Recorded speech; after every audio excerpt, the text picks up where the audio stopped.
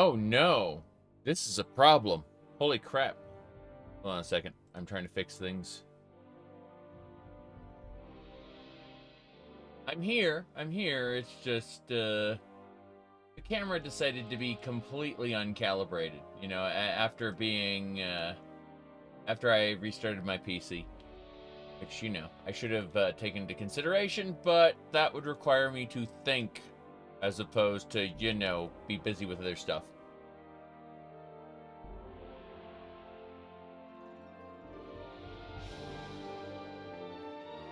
Alright, there we go. Hello. No, Sean Murray just posted a bone emoji. People don't realize the significance of, whenever Sean Murray posts an emoji, that means there's going to be an update in about a week, maybe less. And, yeah, it's always corresponding to an update. For example, one time he did a snowflake, right? A week later, the Fractal update was out. You know, he did a little picture of Saturn, and the orbital update came out. Point is, like, he has consistently put out an emoji about a week early, and then all of a sudden, updates. Yes. The No Man's Sky pet update? Maybe. Maybe archaeology. Remember, there's an archaeology system. Like a very basic archaeology system where you go fetch ancient bones and take them to a galactic archive. But it's like, it's bare bones. Don't like having said that. Oh well. I can't unsay it now. Let's get going. So, yeah. Yeah, the point is, more No Man's Sky coming soon. Oh boy. Let's launch here. This is a brand new playthrough. We've only been playing it for 128 hours across, like, several months. Great. Also, I got a cup with strawberries and watermelons.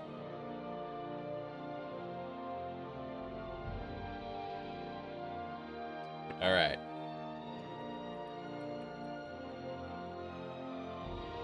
What else we got going on here? Right.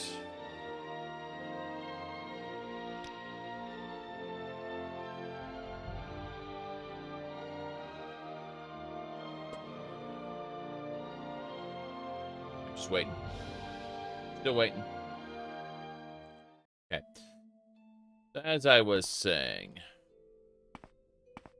Oh boy.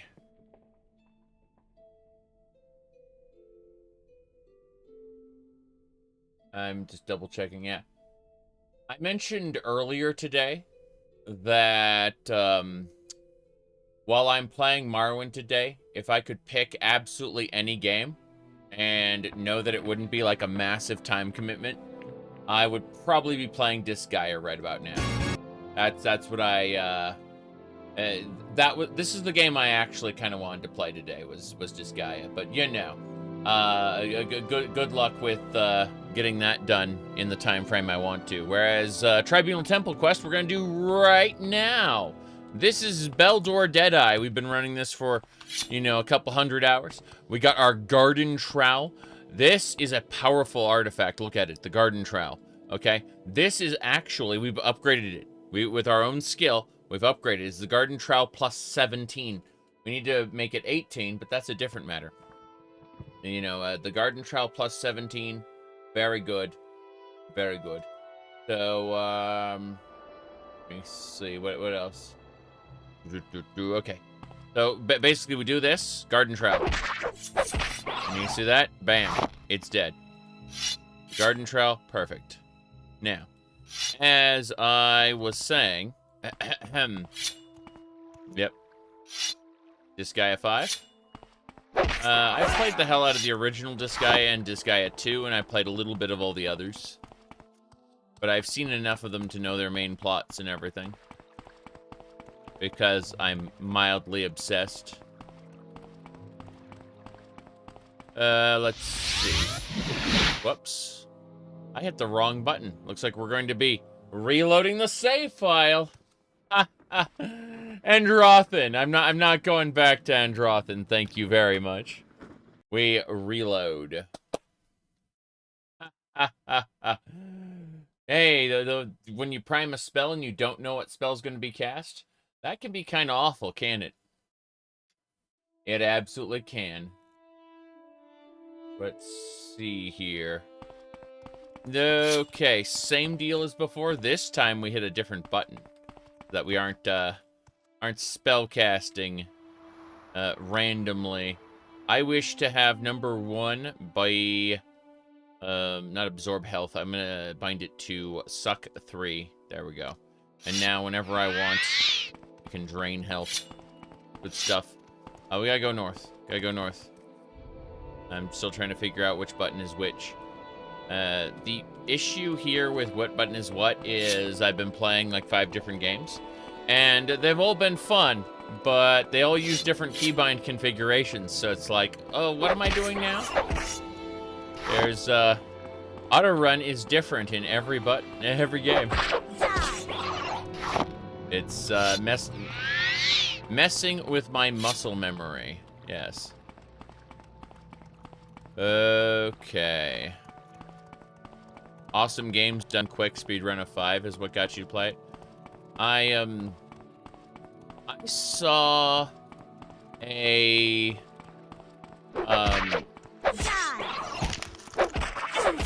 special moves exposition video on Disgaea 1, and I was curious and looked it up, and you know, what happened was there was a Tales of the Abyss special move exhibition video, and it auto-played into Disgaea, I think. Was it Tales of the Abyss? Maybe it was Tales of Symphonia. One of the fucking Tales games. But, you know, different spell effects like Indignation and stuff like that look pretty cool. And so I was just looking at the different spell effects and how they worked in the different games and was comparing them. And then it auto-played into a Disgaea thing. Into a Disgaea trailer. Hold on. Let me pull up the original USA Atlas trailer and see. Yeah, it was, let me, okay. Yeah, it was this one. Basically, it was just it was a little exposition of the different, like, special moves that you could do. I mean, this is just a tactics RPG. You know, a grid-based tactics RPG. And yet, it did shit like that, and I was like, what the fuck? Pretty sure I don't remember anything like that in you know, other tactics. I'm not usually a fan of tactics games, but this was just a little absurd, so I was like, well, what's up with this, you know? That was the original Disgaea. And, you know, you kind of look at that and go, okay, that's a little strange. What is the context behind any of this? And, it turned out it was pretty good. It was pretty good. But, you play as Laharl, the prince of the Netherworld. His father, the devil, choked on a pretzel and died, leaving him to be the heir to the Netherworld, basically the heir to hell. And unfortunately for him, he went to sleep for like 9 years. He took a nap for 9 years, and the result of that was that, like, there was a civil war because there was no heir apparent. And so, yeah, it was just, he ended up having to, like, basically quash all the people who opposed his rule. And, it gets a little quirky because heaven sends down an angel to assassinate him, and she really, really fails at this task.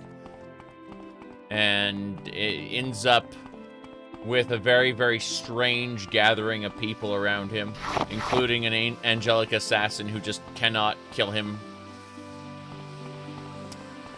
Let's see, what was it? I think it was, I'm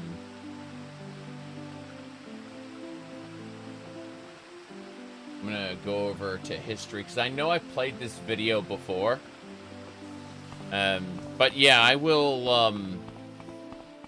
I'm not a huge fan of tactics RPGs in general, but I will put up with any gameplay style to get more of Disgaea, because it is super, super silly. Let me see. I'm gonna type in a word here, and that should do it. Okay. Hold on.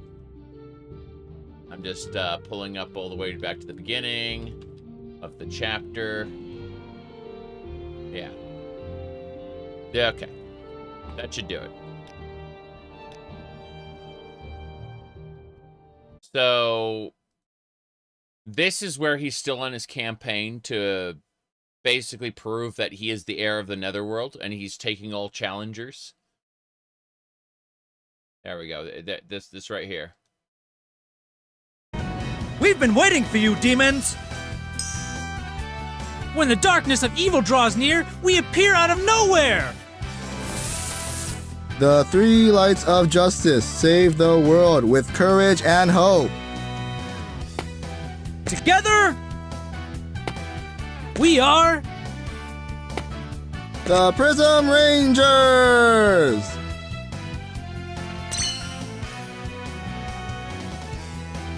Please, someone normal come out. Cool. Hey, Etna, how about we do our own poses? Oh, you serious? You better believe it. But I have a question for you guys. a question? Go ahead, shoot! You call yourselves Prism Rangers, but you only have 3 colors. That's not even enough for a rainbow. Isn't it obvious? We don't have any friends! There you go.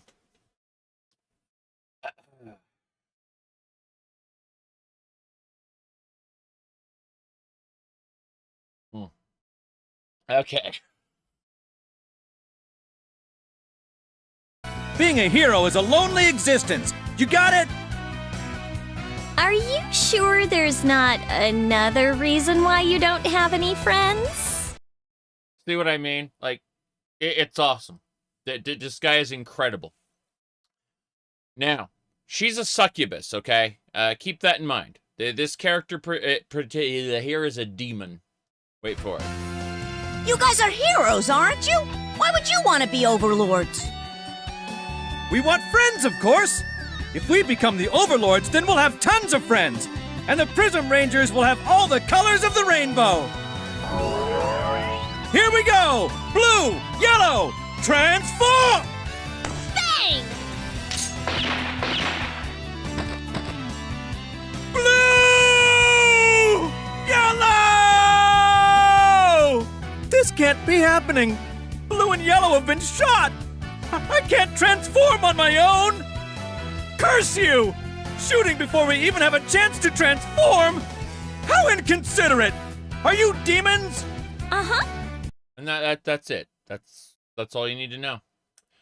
Point is that I will put up with any style of game to get more Disgaea, because it is just that absurd and delightful. Even though I'm not a huge fan of tactics RPGs. Yes.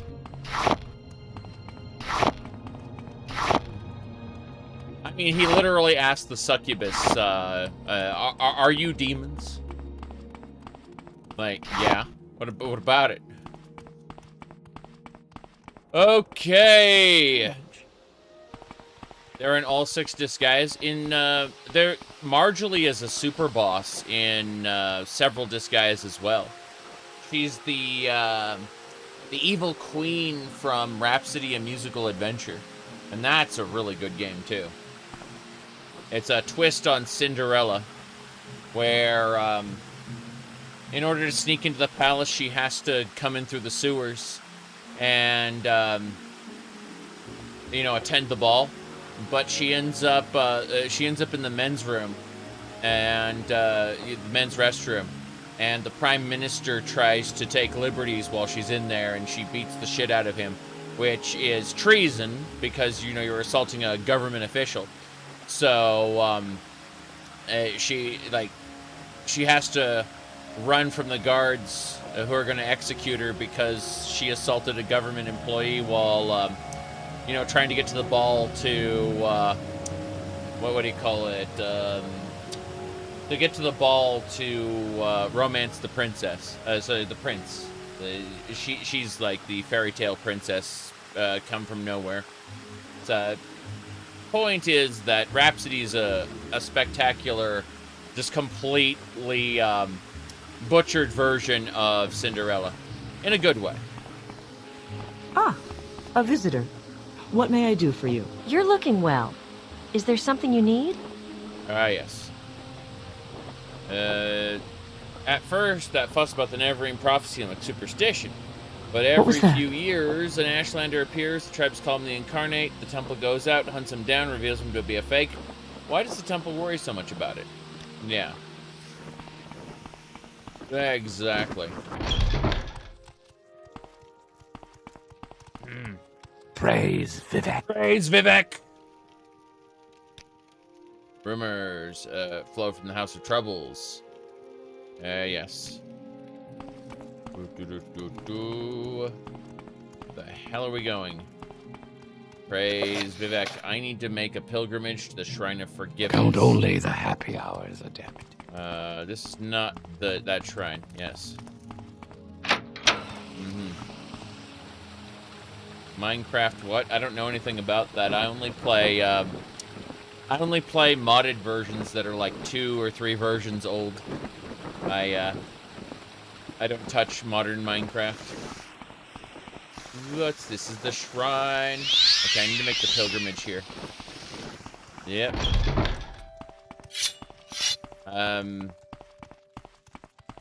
Did we mod the game? Okay, so as you know, we are on the mainland. Here's Vardenfell. We are south of Vardenfell in the monastery of Saint Aurelor, which is near Andothren. On the mainland, yes. Did we mod? That's funny. But no, you had that Path of Exile mod? Yeah. Let's see. You can't bring yourself to play solo Minecraft because it's too relaxing. You get tired. That's funny. Which part of the Tribunal Temple you're on? We're doing Tribunal Temple content on the mainland. Yes. All right. Do. Hello there. Count only the happy hours. Count only the happy hours. Okay, there's an enchanted transportation system in the old Dunmer strongholds. Got it. There's a vampire hiding among us? Nonsense. One look at the face and you know a vampire. You can't disguise that. I say. Have to go deeper. I must perform a pilgrimage here at the shrine. Hello there. I am never too busy for a good talk. I see.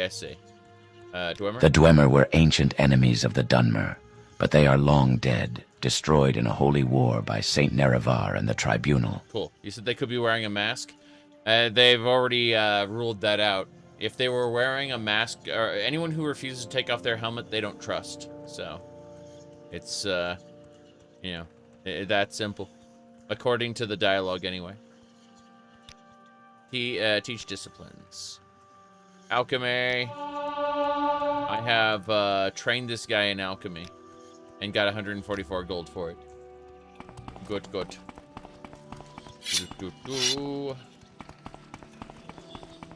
Need to go down here. There's a shrine. Okay, before I go, you see that bloody shrine there? Need to be careful. Yarp shrine. Let's do it.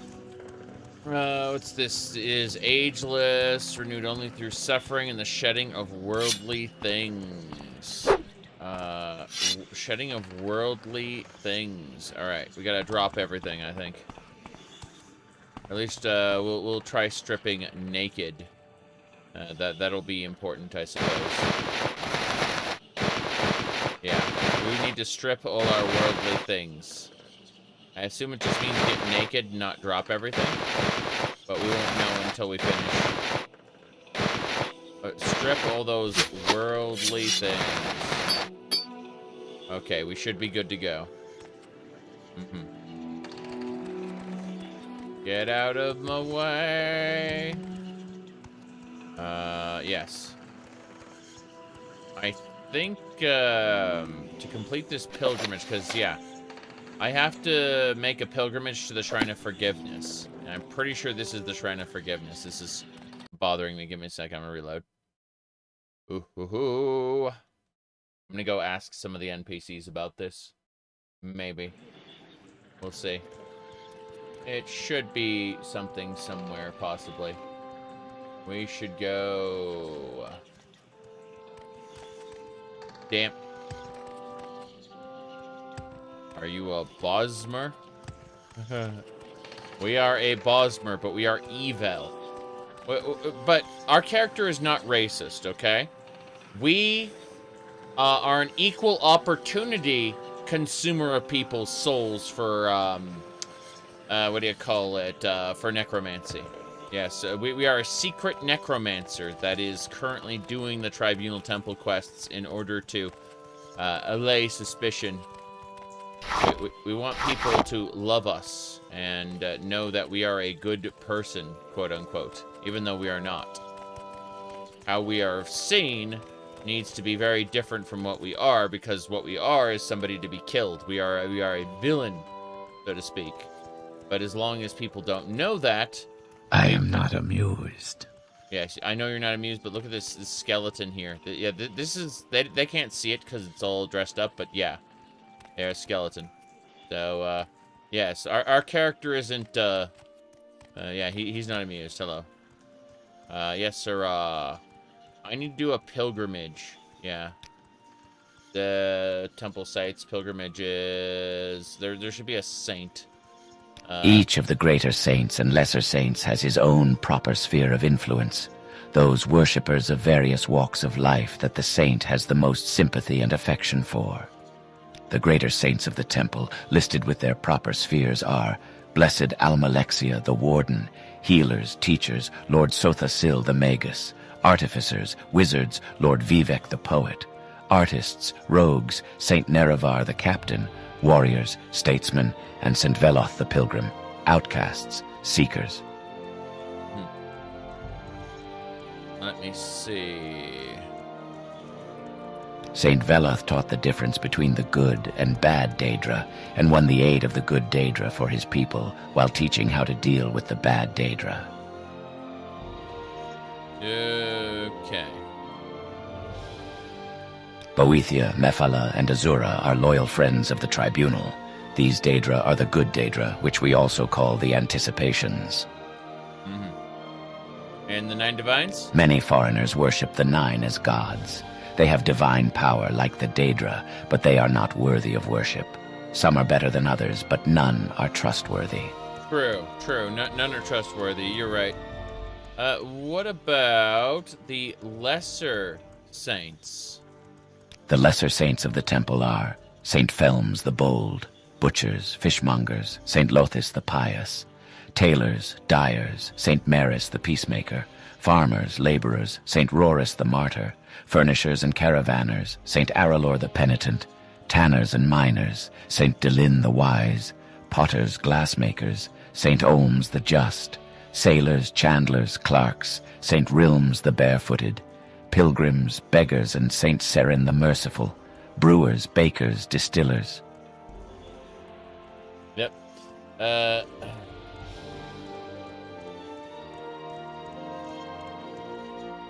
Okay. Is this a hit list? All right, let's start off with St. Felms. St. Felms the Bold is the patron of butchers and fishmongers. This cruel warlord killed many Nord infidels who deserved killing. He couldn't read or write, but received inspiration directly from the voice of blessed Almalexia in his head. Wow. St. Felms. They've been around for a while then. Okay, Lothus? St. Lothus the Pious is the patron of tailors and dyers. Companion of the tribunals and greatest Almarula of the Tribunal Temple, he formulated the central rituals and principles of the new temple faith.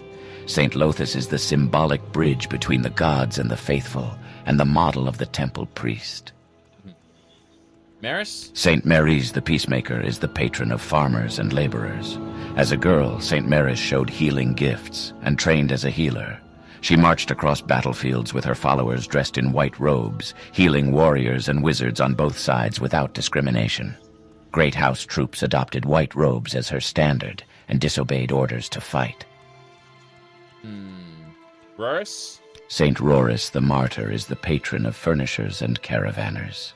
Captured by Argonians before the Arnesian War, Rorus refused to renounce the tribunal faith and was tortured and martyred. Vengeance for the St. Rorus was a rallying cry of the Arnesian War. This guy right here, I don't know anything about that. Alright, Rorus. Eleanor. St. Aralor the Penitent is the patron of tanners and miners. This foul criminal repented his sins, and to prove his repentance, he completed a circuit of the great pilgrimages on his knees. On his knees? All the pilgrimages. He would have probably been killed by wildlife, but that's fine. Rorus, Eleanor... Dylan. St. Delin the Wise is the patron of potters and glassmakers. St. Delin was head of House Indoril, a skilled lawyer, and author of many tomes on tribunal law and custom. St. Delin was a lawyer.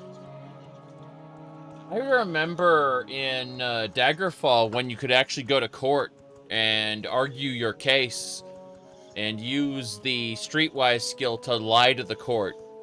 And the Thieves Guild could actually bribe the judge. Alright, let's see. St. Olms the Just is the patron of chandlers and clerks. Founder of the Ordinators, St. Olms conceived and articulated the inquisitorial principles of testing, ordeal, and forced repentance. Let me see. Right.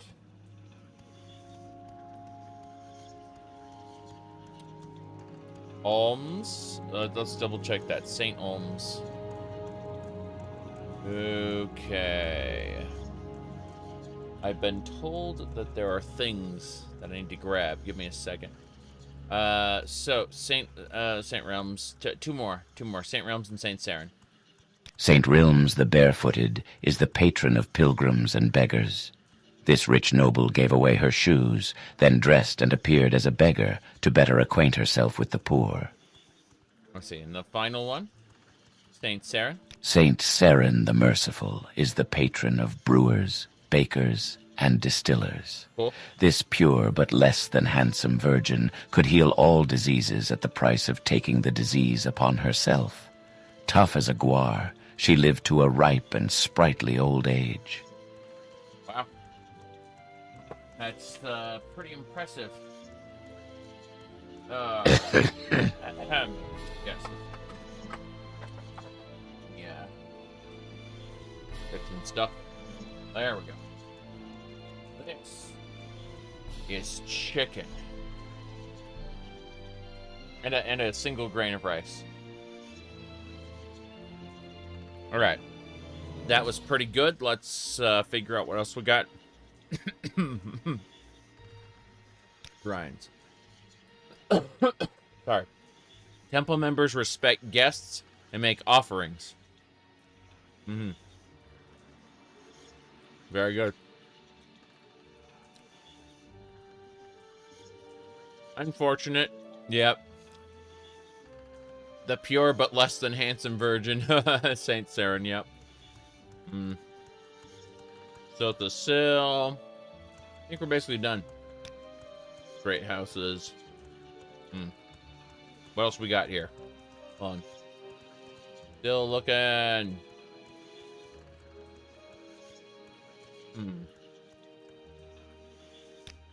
Yep. No, he used to be a member of the Kimono Tong, and that's behind him. Interesting.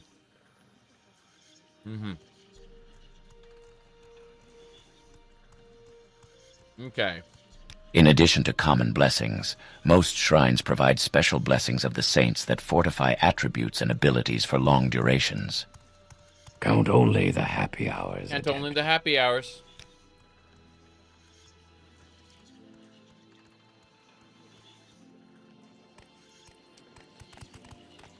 To figure this out. Hold on.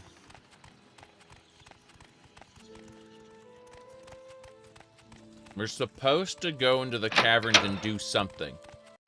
I don't know what. You are a fool to walk around like that. Yes, I am. He's here to join. Okay. Trying to figure out about the pilgrimage. There is a pilgrimage. It says, to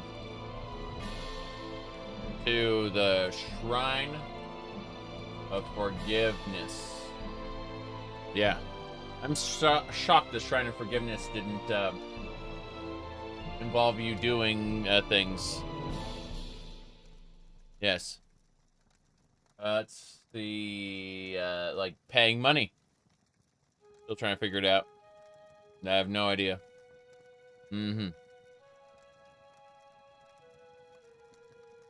Right.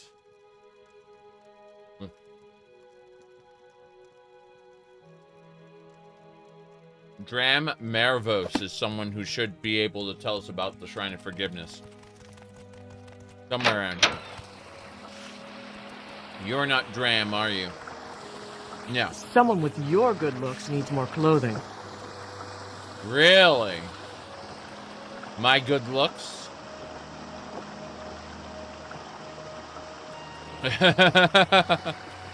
Someone with your good looks needs more clothing. Ugh. I say. Terrible, terrible. Sarcasm. Why you do this to me? Trying to find Dram Marvos. He's around here somewhere. I think he's up top. Let me go ahead and throw a skirt on or something. Nope. I have no skirts left. Then I will wear the glass pants. There we go. Let's travel.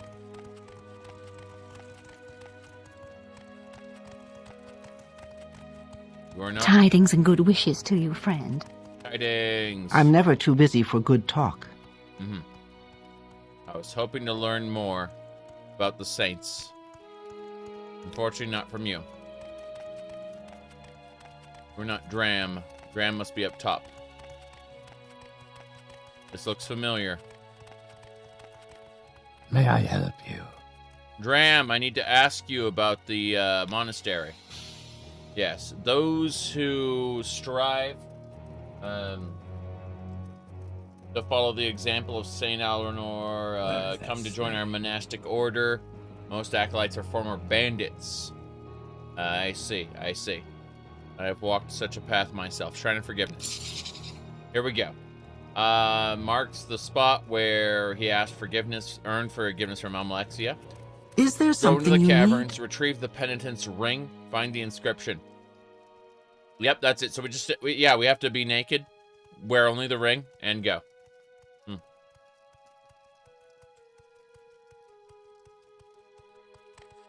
Is there something you need? We just need the penitence ring, that's it. I have no idea what I'm doing, but I'm eating dinner as well. Because I can. So we have to get the penitence ring, equip it with nothing else equipped, and activate the shrine.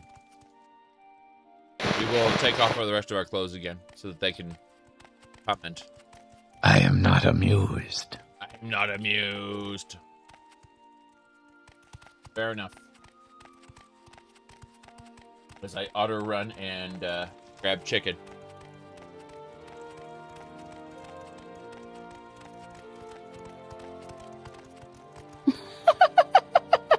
Do my eyes deceive me? I'm not used to such lively company. Her hair is kind of... Wow. I am not amused. You are a fool to walk around like that.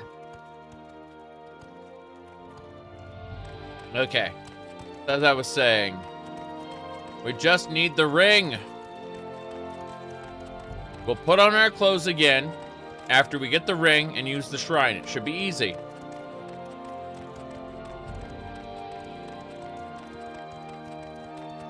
Highlight of her day. Yeah. Hee hee hee. Do my eyes deceive me? Is it a naked Bosmer zooming around? We found it. We found it. You are a fool to walk around like that. I'm gonna earn forgiveness. I guess I can throw on a robe. It's fine. Count only the happy hours, adept. Count only the happy hours. Praise Is Vivec. there something you need? I need the ring of the penitent. Around Welcome, here. friend. We extend you our warm regards. I need the ring of the penitent. Do you know where it is? I left it on the table nearby. Grab it. There it is. Okay, we just wear the ring. It's P for penitent. Then we need to strip off all our clothes and use the shrine. Quick save here. And dress. Just the penitent's ring. Nothing else. Yep. Shed all your worldly things, it says. Maybe we take off the ring. Shedding, I think we have to drop everything. This sucks. Because, yeah, we have to shed our worldly things.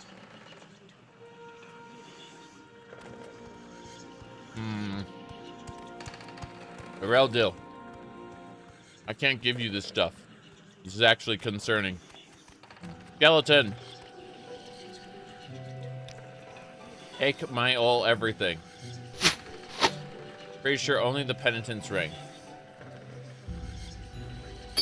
It literal, like, the inscription just straight up says, shed all your worldly things.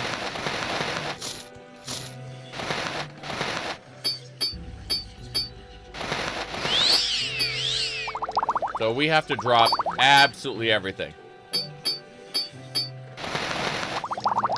Guess what? Our inventory, massive. Massive inventory. We need to place a mark here and go back to our house. There's no way our skeleton can hold all this. This is concerning. Need to overwrite a marked location. Let's override the Isle of Arches, since we're never going back there. Then we'll recall back to our house. My mysticism is too low to create new marks. There we go. And now I'll be back in just a sec. Hold on.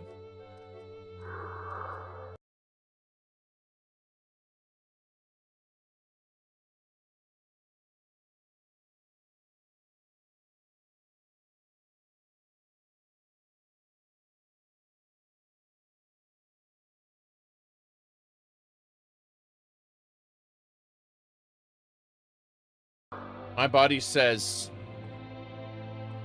oh, you're just walking around, whatever. No problem. Do whatever you want. Then my body says, oh, you're streaming? Let's clog up that nose for you. Let's get that nose nice and clogged up since you're streaming. It's great.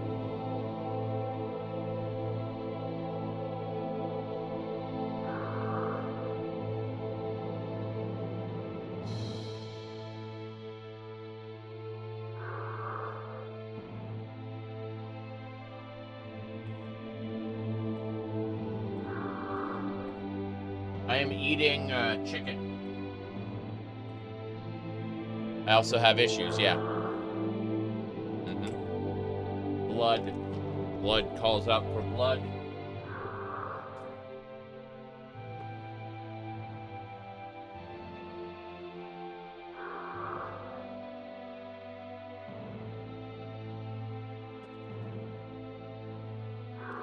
See, I made the terrible mistake of blowing my nose just now. So my nose said, "Hello, I would like to bleed all over the place." Exactly what I want to show everybody on a stream, obviously. Great time. Great time. So, we're going to drop all our potions here in this potion pile. The top quality potions we'll put here. The other potions we'll deal with in the fullness of time.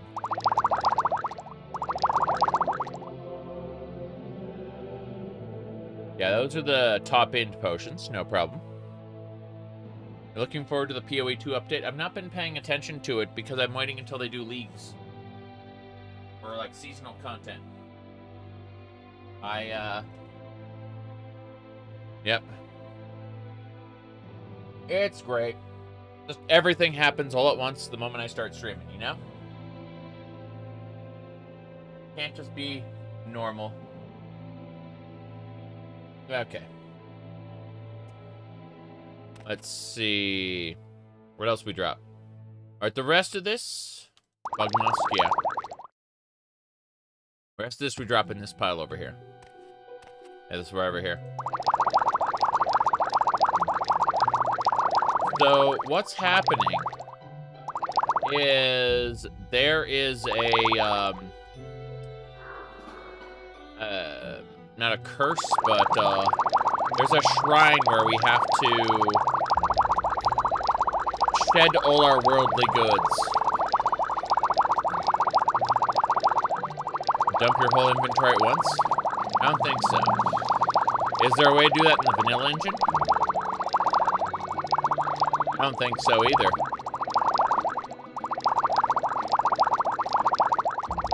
So I'm just putting stuff away in my house right now to prepare for the rite that I must undergo. It requires that we strip ourselves of all worldly goods, aka empty inventory.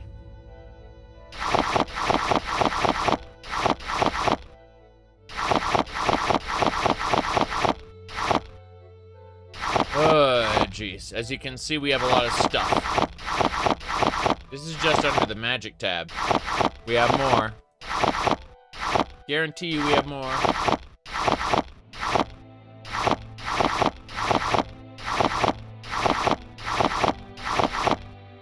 Count only the happy hours. Praise Vivec. Okay. I'm gonna put the miscellaneous pile over here.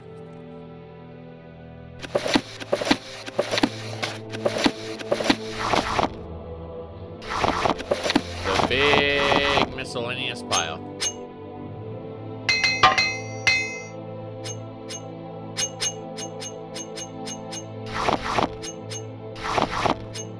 Corpse dump with control click.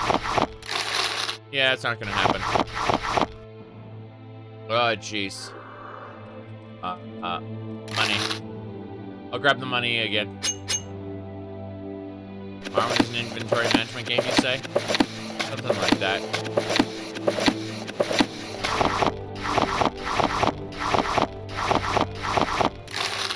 No, keep those. I dropped the indices as well, which is extra funny. I didn't need all those lockpicks anyway. It's fine. Alright, we did it. That is the miscellaneous pile. Over here will be the magic pile. Oh no. Oh no. Wait, hold on. That's the Penitence ring is what we have to hold on to. So we go Penitence ring, yes. And then we drop the rest of the magic items like over here. Everything that is not Penitence ring.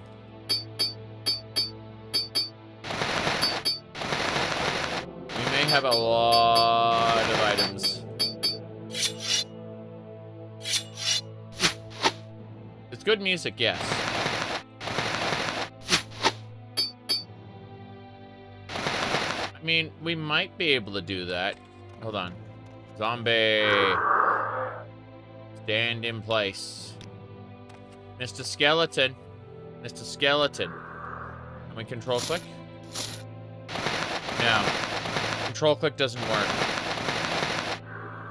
I really hope for your sake you don't get the same message. Well, I mean, it might happen. We don't know. Let's see here.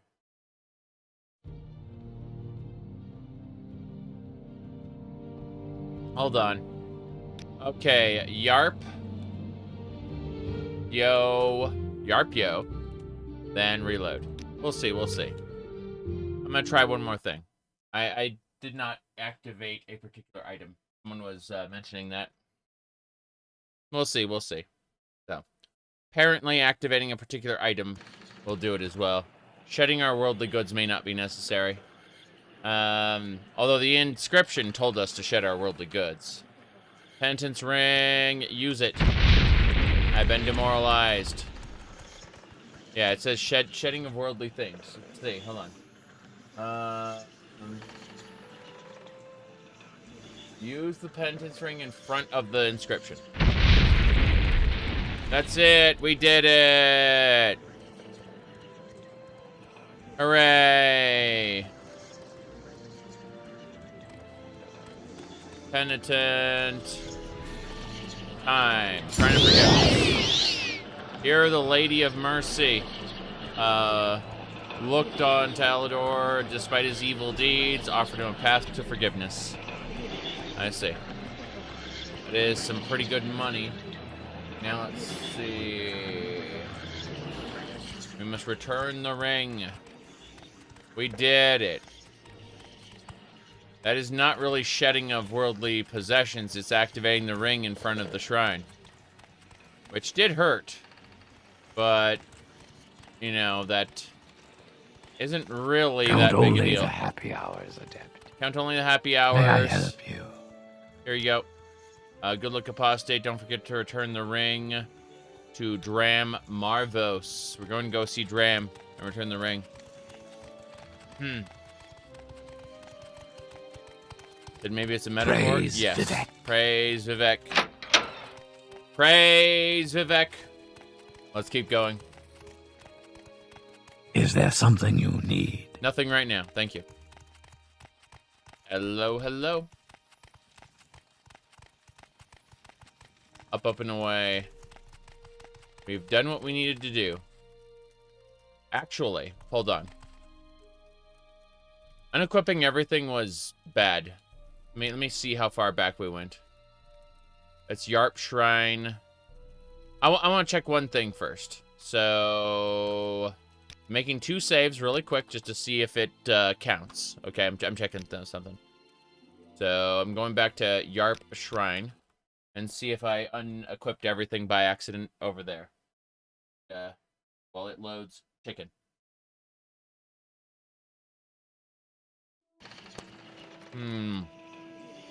Cool. We can do it. We can do it again this time without unequipping everything. It matters. Trust me.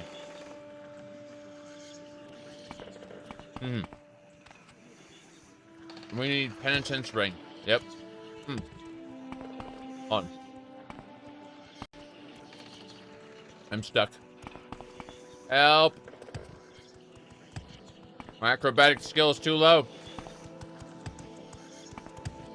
If you would just get out of my way. Almost. Almost. Please, let me go. Okay, so we have to TCL through it. By the 3, my rights and duties. My duties are to get the Count ring. only the happy hours, adept. Yeah. Penitence Well, my ring. friend, we extend you our warm regard. I see. Just pen. Penitence ring is right. No, I have to go do the entire thing. This is insane. Damn. Okay. Praise Vivec. I really didn't want to have to re-equip all my magic items, though. And figure out what I dropped or gave to the skeleton. I do not know. I need to go up to the top. Yeah, I'm sure that the penitence ring means something. But, I need to talk to this guy.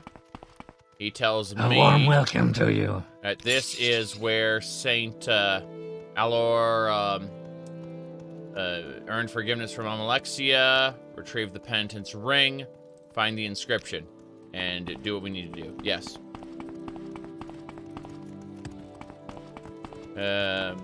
You think Vivec became a random farmer? No. I think he was probably assassinated on the sly by somebody at some point who just did not appreciate his presence as a quote-unquote living saint anymore. Either that or he fucked off somewhere.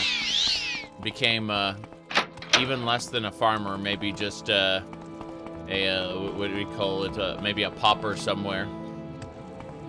You know, kind of like that lady in the shrine, the Daedric shrine to the northwest of Shalegrad. The one who performed Azura's ancient vow of solitude. Didn't he came out of Tamriel? In the, yes and no. Only if you believe that the Vivec's trial role-playing session was canon. And that's entirely up to you. That is your personal interpretation of the lore. May I help you? Can you help me? Yes. Yes, you can. I'm gonna get out of here. Vivec's trial was a bunch of people who did a role-playing session on the Bethesda forums back in the day. A few of them were developers, but you know. Let me see, what was that? Vivec's trial comic meme.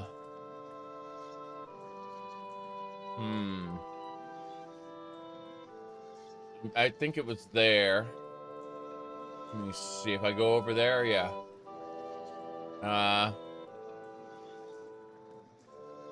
Images that precede unfortunate events. Yeah. Images that precede unfortunate events. That was indeed. If you know Vivec's trial, you know what happens.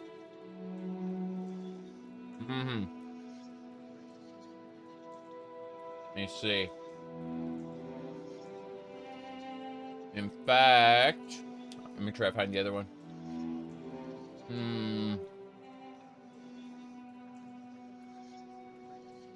Ah, yeah. Got it. Pulling it up right now. There you go. That is indeed one of the pictures of all time. Yep.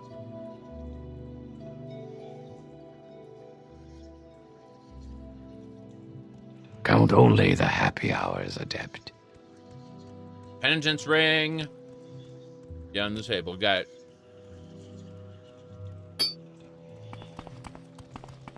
All right. Praise Vivec. Praise Vivec. Penitence ring equipped. Activate. And we just do the shrine and we get out of here. No problem. Praise Vivec.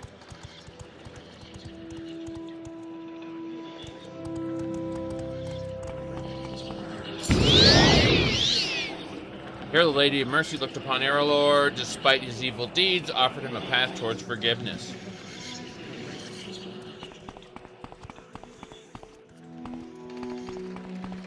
Path of forgiveness, let's go. Count only the happy hours, adept. Count only the happy hours. Count your blessings. Praise Vivec.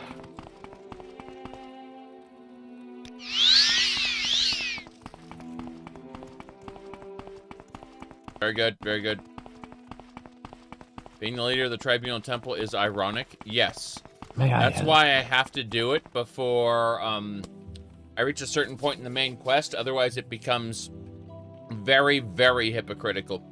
And while I'm a hypocrite in real life, I'd like for my character to be a little less so. Little less so. There is irony in Lord Nerevar becoming the head of the people, the temple who murdered him.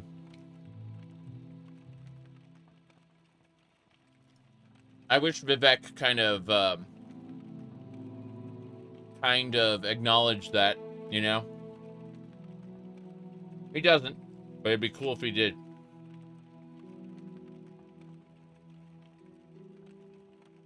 Personally, I think Morrowind's biggest sin, other than not explaining its mechanics well enough to new players,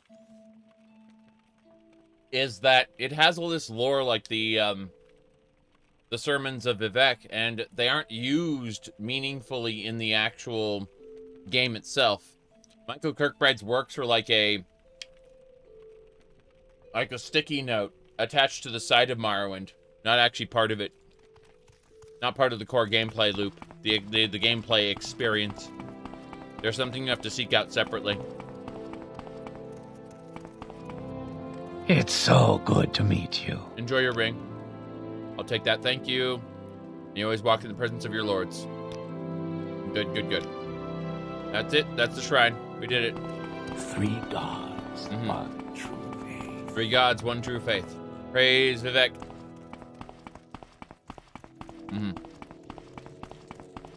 Let's get going. We gotta head on back. We've read the inscription, got the shrine, we returned the ring, and now I have to go down this way.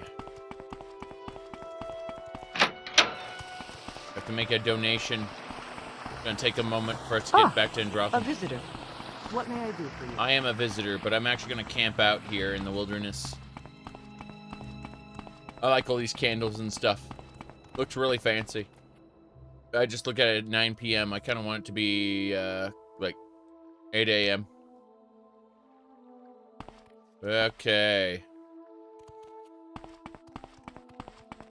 You'd like to see a storyline where you could play as where Nerevar, Dumak, and Dagoth were allies for the Tribunal, before the temple betrayed him. That'd be interesting. Yeah. Honestly, it'd be nice to see a non-adversarial Dagoth Ur in general. I'm eating rice right now. Give me a sec. But yeah. I'm not talking about join the 6th house where you're like corrupting the whole world. I mean, like, seeing him be a competent member of society for a while would be really cool.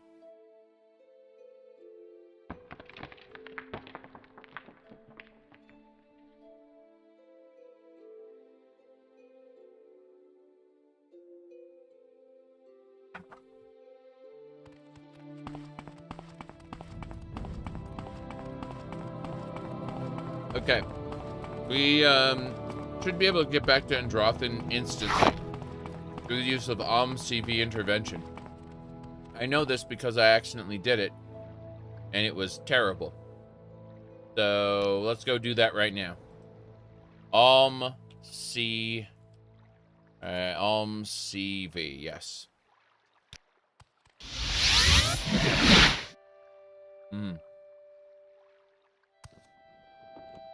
That'll do it. What's today's sermon? Is the sermon reader taking the day off? I think he is. Oh well. No sermons for us today. Hello there. Are you here to serve the temple by performing duties, my child? Congratulations, Or have you Edmund. come for something else? You have suffered as Saint Halalu has. This completes the first half of your pilgrimage. To properly emulate him, you must now shed your worldly possessions. He emerged from the caverns and gave away his worldly things to right the wrong he caused in his lust for fortune. As the saint did, so shall you. You must make a donation to support the temple, yes. Okay. So, how much gold does the temple require me? You flaunt your wealth, strutting about in expensive attire. I presume your coin purse jingles with the burden of fortune. I would expect nothing less than a sizable donation to our good cause. You can deposit the donation in the cash in the central dais. You said make a save and donate exactly 1 gold? Lol. Let's see here. Yes. That is funny. Okay. Yeah. Make a save indeed. Way to get kicked out of the temple. Yes, way to get kicked out of the temple, everybody. Gold. 1. Donate exactly 1 gold. This item will not fit. Oh no. Gold having weight has made it impossible to donate. Apparently, if gold, like this temple donations box can only work. Yeah, we broke it. We broke it entirely. That's great. Gold having weight makes it impossible to do this quest. Yeah, gold won't fit now. So the quest is uncompletable. I'm gonna have to use a console command to advance the quest state. I'm gonna eat a little bit more, but yeah. I gave gold weight so that I would use the banking system, which I do. And this chest here does not accept weight. How sad. Yep. Wisdom tips and tricks, vanilla enhanced. I'm not using that, so I couldn't tell you, but I just recommend going and what do you call it? No, vanilla enhanced has the mods that I'd recommend. I can't imagine anything else. The only thing I'd recommend is going to my YouTube channel, checking out, like, scroll down the videos list, not the lives list. And on the videos list, you will see a video, a new player's guide for Morrowind. And in that, I do give a bunch of suggestions that you might find helpful. That I might butcher here and now, but have been immortalized there.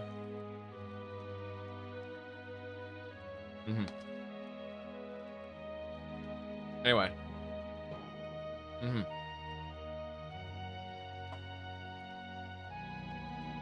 Let's figure out how to skip ahead with the console. Because apparently, if there's weight, the temple donation box doesn't work, so... Yeah. That is something I would probably bring up to the Tamriel Rebuilt people as, hey, kind of busted. I mean, the vanilla state, it works, but it's busted for me because I put, you know. I know. I mean, it makes perfect sense, though. You would, if you wanted to only be able to put money in there, that's how you do it. The idea, because anything with weight will not fit. Kind of interesting.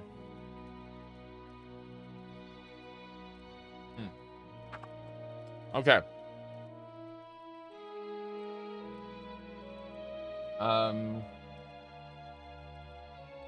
Trying to figure out how to deal with the quest stages. Give me a sec.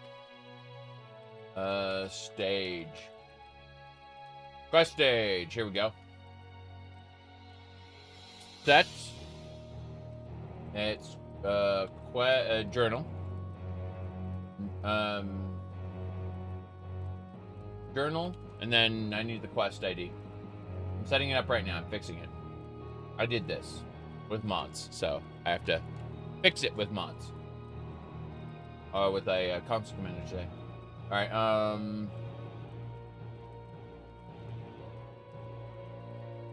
so we'll do 100 first, which will guarantee our failure. Here we go. Get ready, it's exciting. I donated a single septum, and he expelled me from the temple.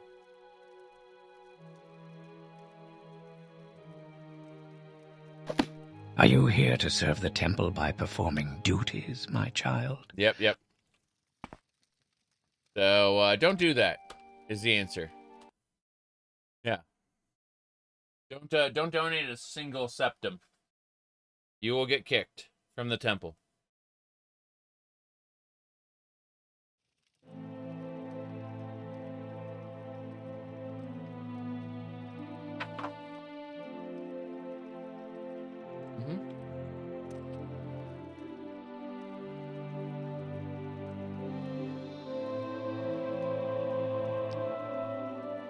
So, the other options are, my contribution was deemed insufficient, he isn't happy with me. My contribution was deemed sufficient, he gave me a book, and he was ecstatic. So I'm going to go ahead and make him ecstatic. Are you here to serve the temple by... Let me see. Yeah, the maximum amount you can give him is 30,000 gold. LOL. But the donation box isn't going to work that way, so I just need to kind of proceed on to the next quest. Otherwise, it's just not going to work for us.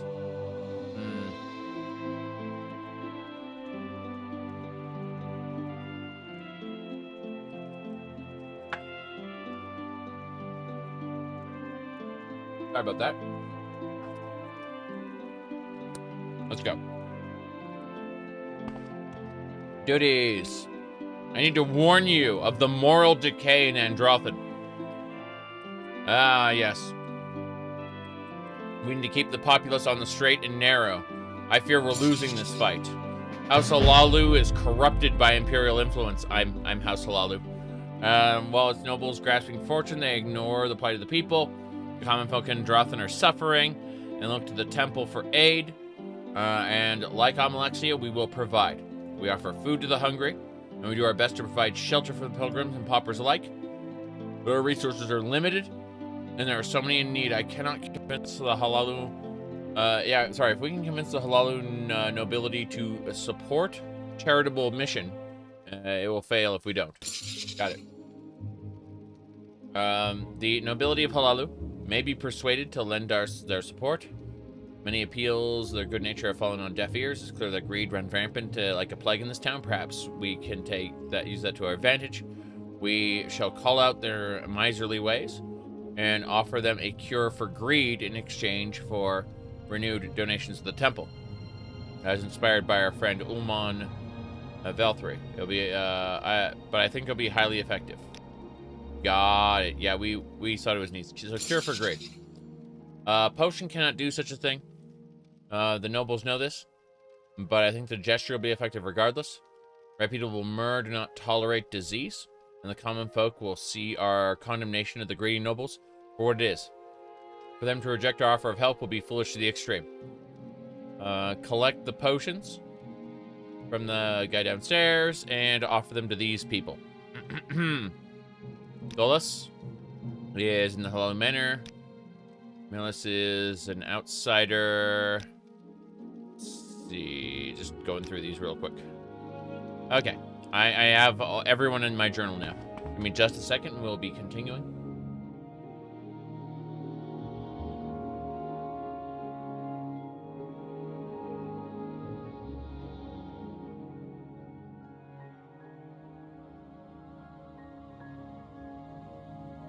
Okay, we go.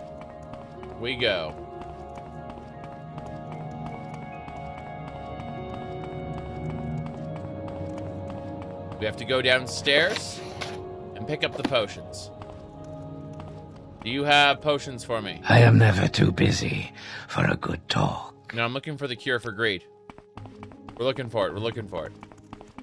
Hello? It is a pleasure, Outlander. Cure for Do greed? you require my services? No, Nelvis said to put aside these potions of cure disease. For the record, I do not agree with this plan at all.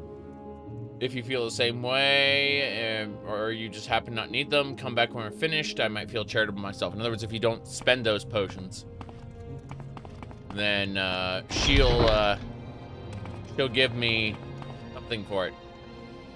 Zero, Baldur Deadeye, a moment, if you please. What's happening? I'm never too busy for good talk. Okay, what's going on? I know Nelvis is sending you into town to collect donations from nobles. If you'd mind if I followed along, I'd love to see more of the city, and maybe convince people to support the charitable mission of our temple. I won't be a burden, and if we travel together. Okay, let's go. That's it. Lead the way, Baldur Deadeye, if you don't mind. I won't be entering Thaldur's residence. I've heard stories about the man. He's intimidating. Got it. I do not know who is where, so it's going to be fun wandering around looking for each person, as I also continue to eat, because I am, it turns out, hungry. Yes. That's what chicken's for. But, no, I have to look and find the individuals who need to be spoken to for this quest. We will offer them a cure for greed. And they'll be pissed at us for it, too. It'll be great. Just a second. This quest is the cure for greed. Finding the person there, yeah. Andothren Charity is what this is called. Assassin's Creed Shadows. Let me see here. Okay. I know it. I got it. I found it. You were talking about... that's the television series being made in Brazil, obviously. Here you go.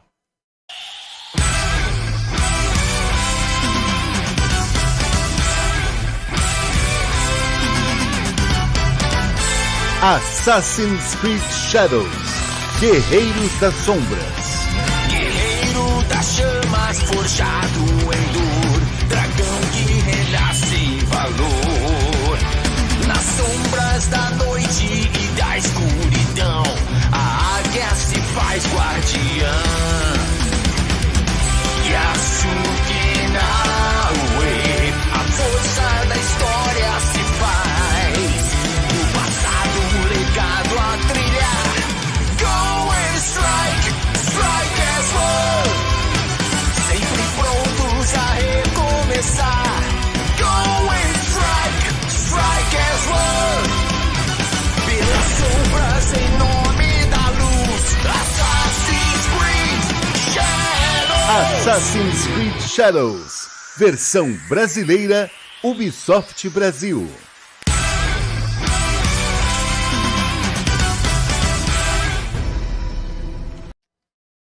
No, I have no desire to play it. If that were a series, though, I would buy it. I would buy it on DVD. Or whatever. Buy it on an SD card, whatever. But, it's not, so... No, I'm uninterested. Here, I'll show you the games I am interested in. Picking up the top one later today. Let me show you. Okay.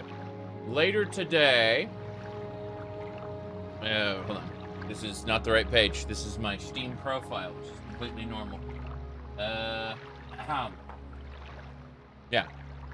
Let me, see here. There's wishlist. So.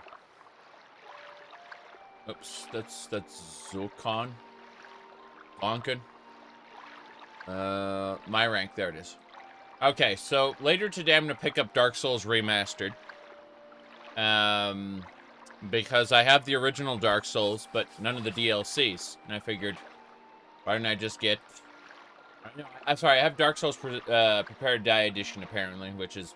but still, point is I want the remastered version. So I'm picking this up later today. So aside from that, me side, Skull of the First Sin. I actually have the original Dark Souls 2, not Skull of the First Sin, so I want that. Also want me side. It looks like a really good game. Secret Agent Wizard Boy in the International Crime Syndicate is Harry Potter, but with Gary's mod. It's really, really good. It's like a combination of Gary's mod and Harry Potter. It's like a sandbox using the PS1 graphics. Phantom Liberty, I'd like to play that after I finish, what do you call it? I'd like to play Phantom Liberty after I finish Cyberpunk. So that's there. Then the Citadel, Beyond Citadel. These are both first-person shooters in the Doom style. Really want to play them. Tizuha Knight in the Order of the Alchemist is a Castlevania-like, where it's kind of like a mixture of Order of Ecclesia and Portrait of Ruin and Rondo of Blood all in one. Kind of want to play that. Bolt Gun is a Doom-like that is it's Warhammer 40k Doom, basically. Then Ender Lilies and Ender Mongolia are both two Metroidvanias, kind of like Symphony of the Night, but with more emphasis on dodging attacks. Gal Guardians, Demon Purge, and Servants of the Dark are both Castlevania Portrait of Ruin likes. So basically you have two characters and you swap between them. Anyway, Power Wash Simulator. Words have been said about this. Eventually I want to play it. And then Earth Defense Force 6. Yeah. ADF. Yeah, there you go. There you go. Do people post their themes? What do you mean? I don't know about that. Anyway.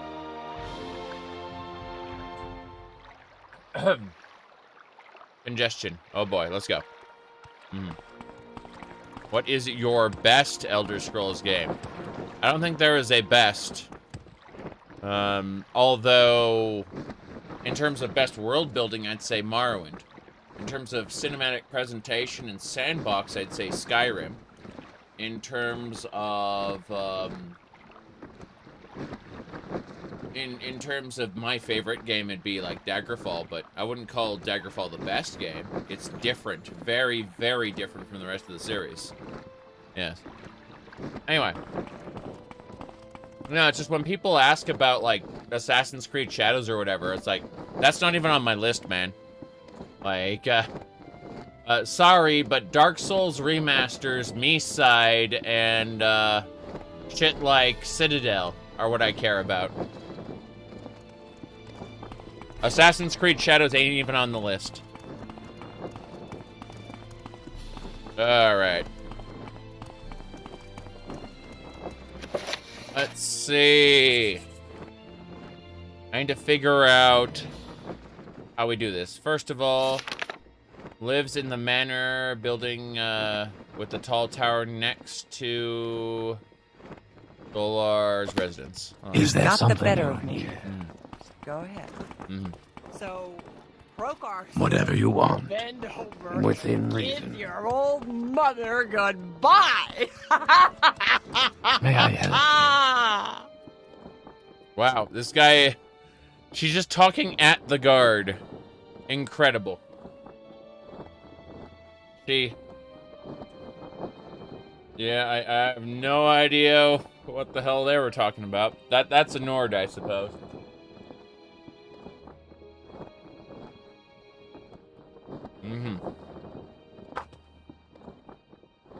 Crazy. I'm gonna go try to find the next person. Yeah, go to the land of the elves. Seen any elves? It was the roof.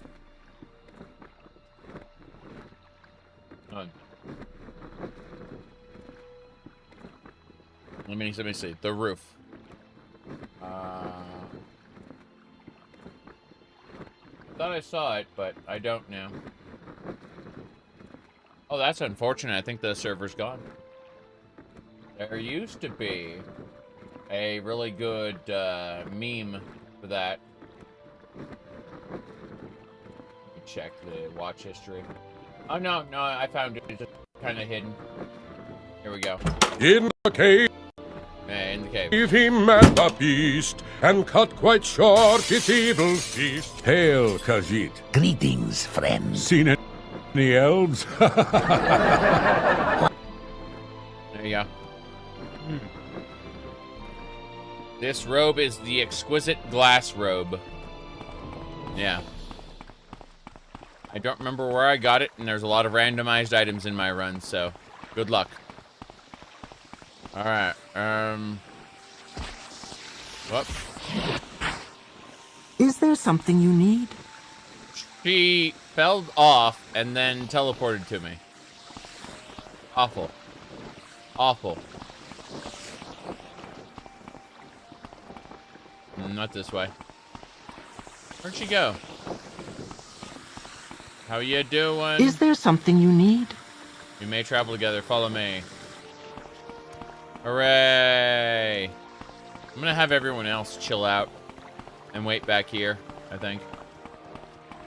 Yeah. You guys, Mr. Skeleton, minion orders. Stand in place. She's my favorite. But, let me go ahead and stop here. Wait here, yes. How may I help you? Elder Scrolls games always devolve into dress-up doll. Always do. What a shame. People are like, why don't you just play The Sims? No, not interested. We need The Sims in Tamriel. Can we do that? Yeah, or in any real fantasy world, I suppose. The Forgotten Realms, maybe. LOL. Okay. Revla. Let me see. No. That's the Morin house. Not there. Still looking. That's a bookseller. Must be going crazy. Talking to myself. You are going crazy. Don't give EA any ideas. Hey, at least then they'd make a new video game instead of releasing DLCs for The Sims 4 for another 10 years.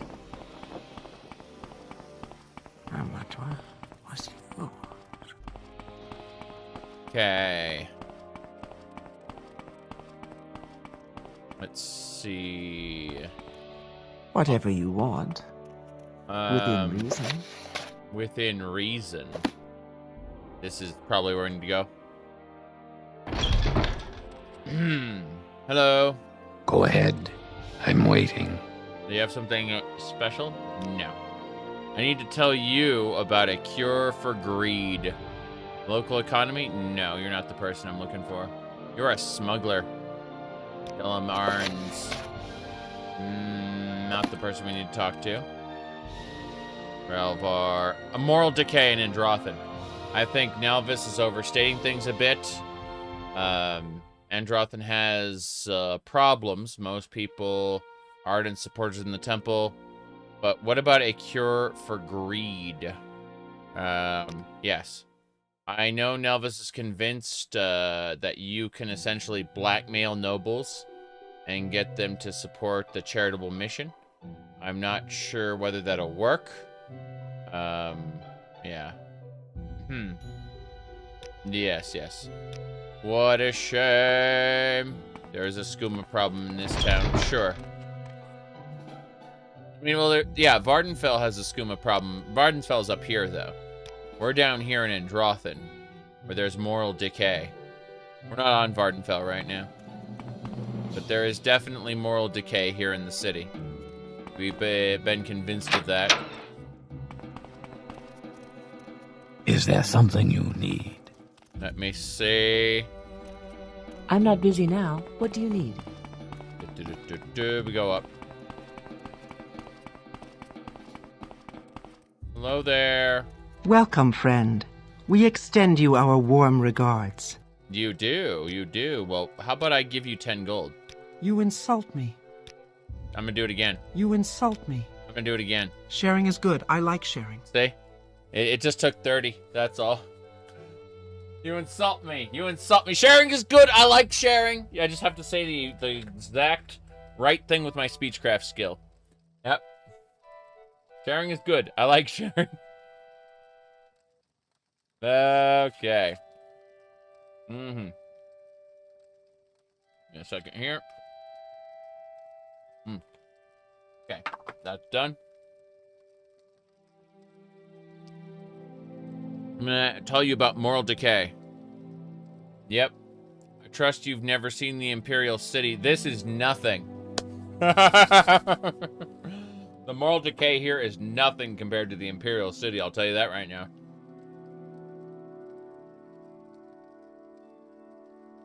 Okay.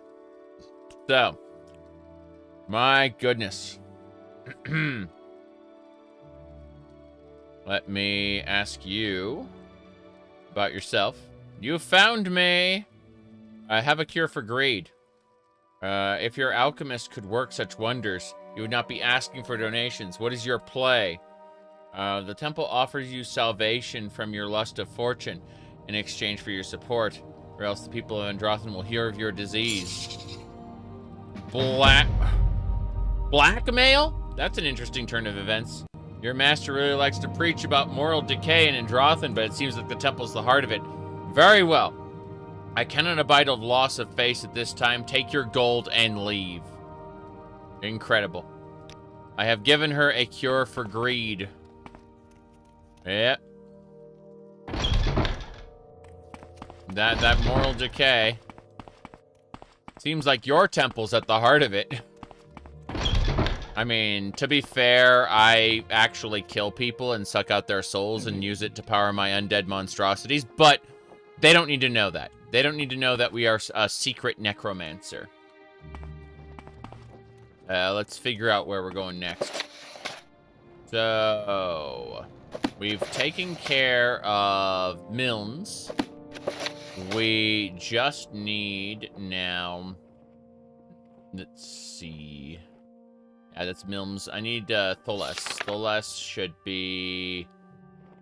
Back to Tholar's house. I have no idea where these places are. Gonna be great.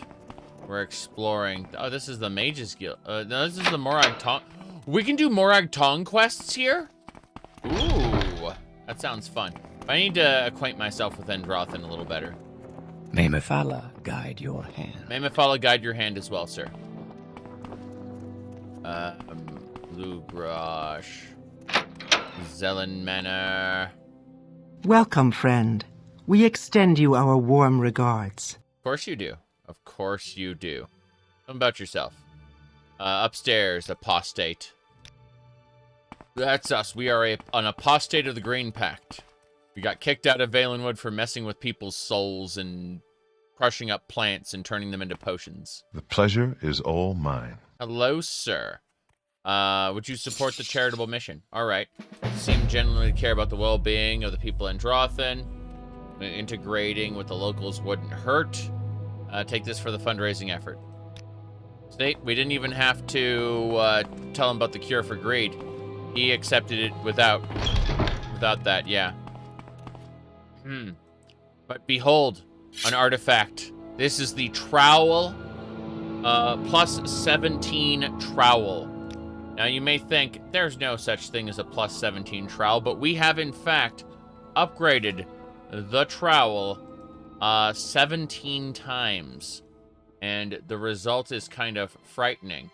I was going to show off the trowel, but for some reason, this was on my post instead. I don't, yeah. Okie dokie. Give me a second to copy pasta the trowel there. Hold on. All right. Where was it? There it is. Okay. That is the trowel plus 17. There you go. It is a massively improved trowel. It cannot do anything to Daedra or ghosts. Yeah. Yep. Now then, let's see. Anything else we got? Hold on. What do you want? Some people are born dumb. Like me, for instance. Can it speak? Can it make words? Can the Nord speak? Can it make words? Okay. Let me see what else we got.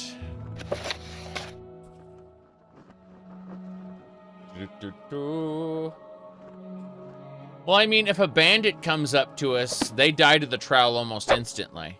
But yes, for Daedra, we have a tendency to switch to the glass jink blade. Jink blades are overpowered. Can the trowel be enchanted? I'm sure it can. I don't think we can get another trowel if we finish getting that one either. Let me see here.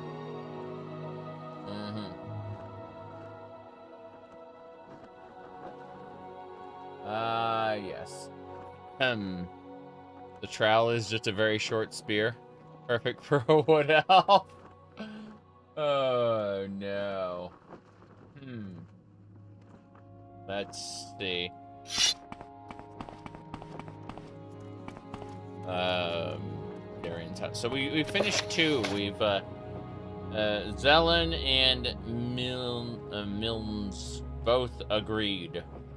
So now we need to find Mel's, Mathian, Tholas, Tholart. Gosh, there's so many people here. Let's try this. May I help you? Hello there. I'm looking for your mistress. You don't know where she is. Okay, fair enough. Is that a pot? As a vase. Mulsera? Misa? We are blessed, truly blessed. This is an honor. It is. I need for you to support the mission. Yeah, support the charitable mission. Tell you what, I need someone to send a message to someone here in town. I'd have my people do it, but frankly, the thought of having you run the errand is amusing. Do it, and I'll give you 200 gold for the temple. So. It's simple, really. Some drunken nobody in the Dancing Cup refused to address me with the proper deference and honorifics. My lord, Mel's Mithrin. Jeez, what are you? What is your proper title? I don't know. You seem to just be a rich man. That's it. Anyway. Let's see, I'll donate to your cause. If you find this idiot, rough him up, scare him witless, break his knees, I don't care. Gratuitous violence, you got it. What was that? Can I just have him The apologize airstorms to you? are a nuisance. I doubt you'll be able to get through to him. I suppose I can accept an apology if you intimidate the fellow sufficiently. So, he's in the Dancing Cup.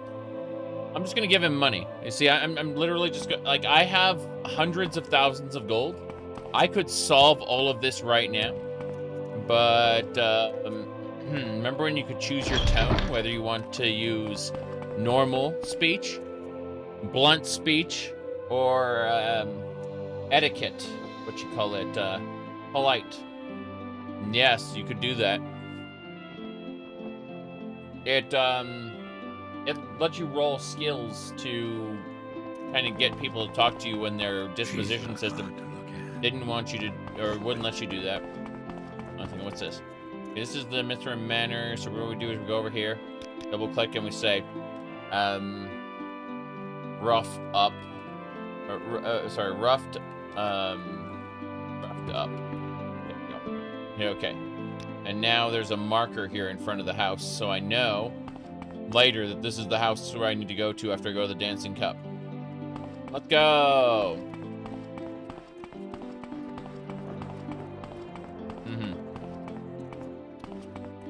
And Bethesda's afraid of having people miss content? Correct.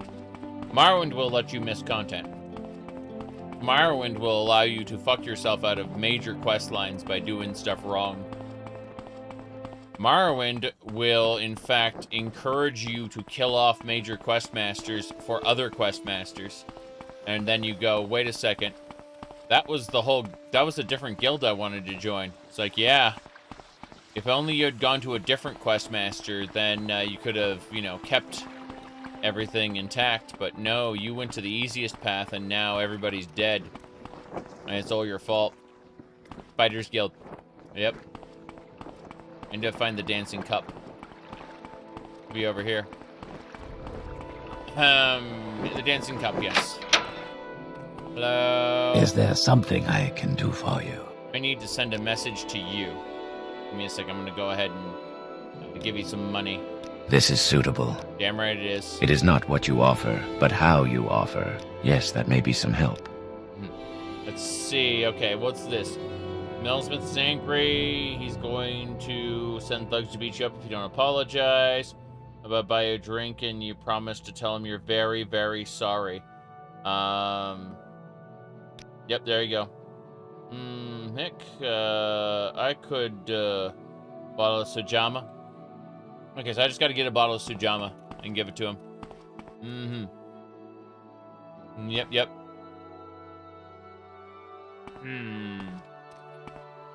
You can actually join all factions. It's just you have to be very, you have to be sneaky about it. You have to do things in a specific order. You have to make it, it's not intuitive to be able to join all factions and do everything in Morrowind. It's one of those situations where you just have to kind of shrug and go, oh well, I guess I did it wrong. I have to reload 10 hours ago, you know? Like, there is a way to do it. It's just you have to understand which route you're taking. Wikis trivialize this.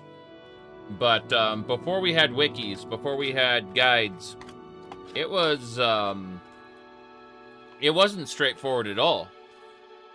You're like, the way the game would naturally guide you would be to killing everybody. Yeah, you can't technically join everybody. Yeah, that's true. But what I meant is, like, the primary guilds, obviously.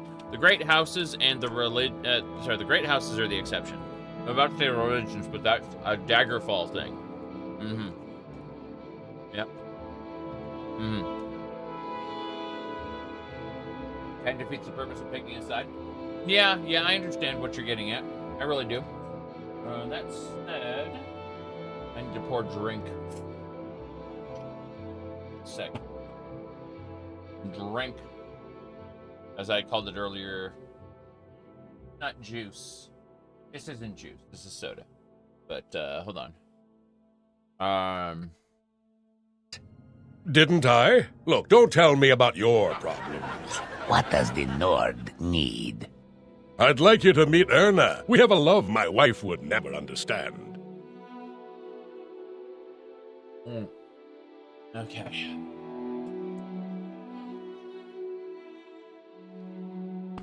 I need Sujamma. Can I help you out? Do you need something? Yes. I need Sujamma. Sujamma. But I wish to pay less. Really? You don't like that? Fair enough. I would like to pay less in the future. Please enjoy these 20 gold. And then, when I buy the Sujamma, I can then ask for less. Maybe not that much less. There we go. Oh, sir. A warm welcome to you. Take the message. Bam.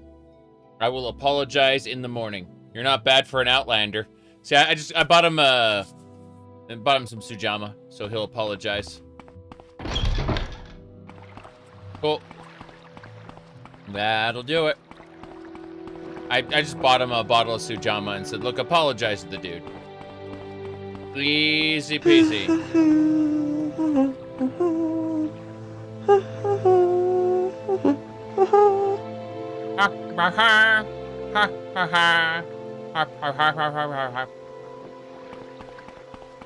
Sorry.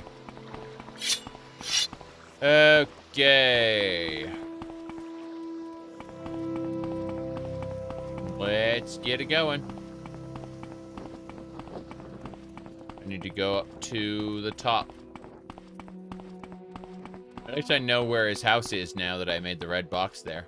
Supposed to rough up a guy. I'm not doing that, obviously. House brother of House Lalu, how may I serve you? Are you a Star Wars trooper by chance?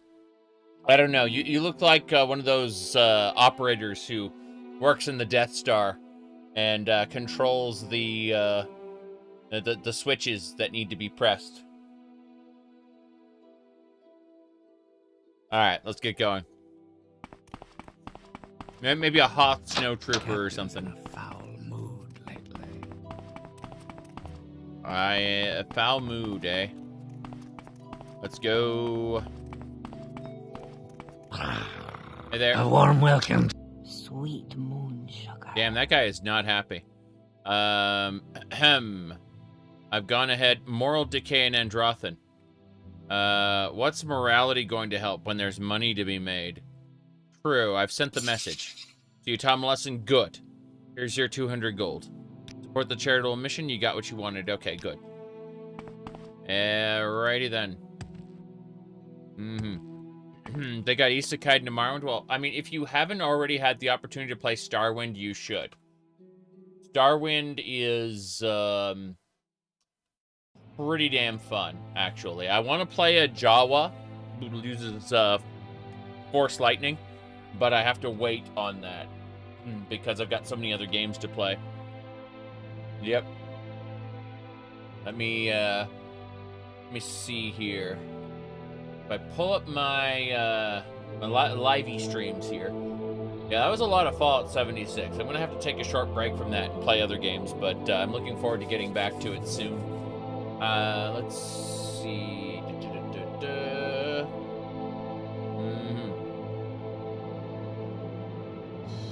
Starwind has a story. Starwind has a main quest, correct.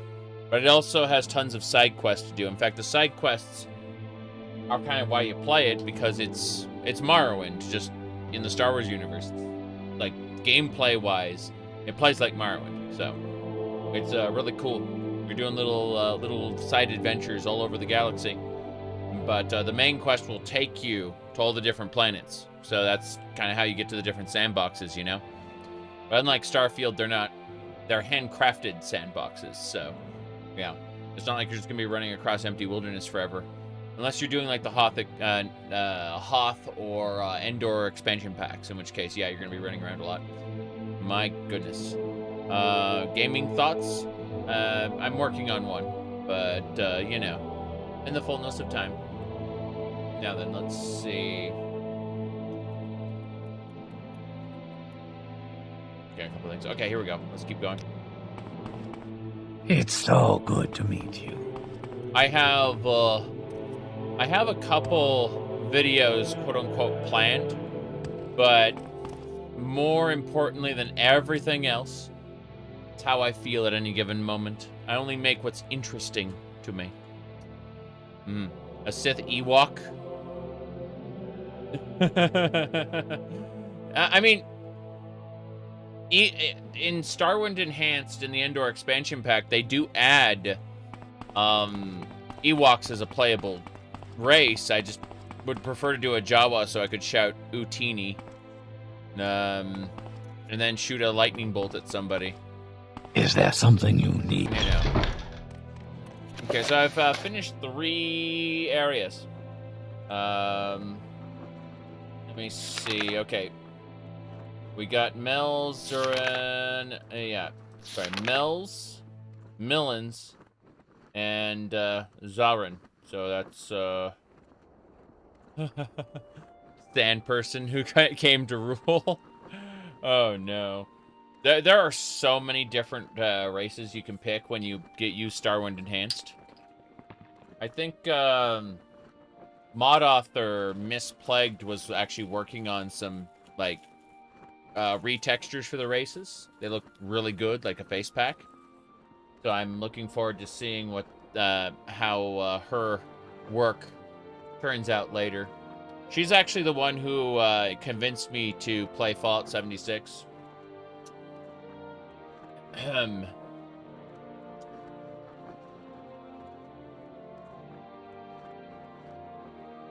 glad I did, too. It's a great sandbox. A looter shooter is how I describe Fallout 76 these days. People don't like that because they, well, have a... I've noticed a lot of people tend to stick up for the story in Fallout 76. I'm like, it's a good concept. It's just very poorly implemented. That's how I describe Fallout 76. Good concept, poorly implemented. Give me a second. Lemon drop. Refreshing to get back to it? Yeah. Anyway. Den of Adonvins. I gotta figure out who to talk to here. Hold on. Tholar. Tholas and Tholur. Need to find these people's houses. Hold on.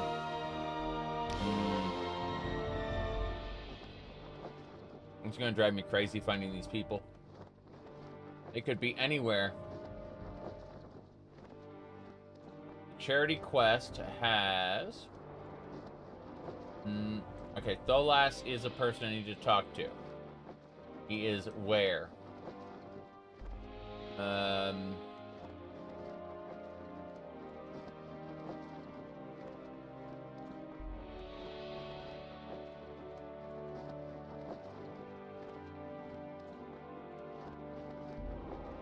Okay.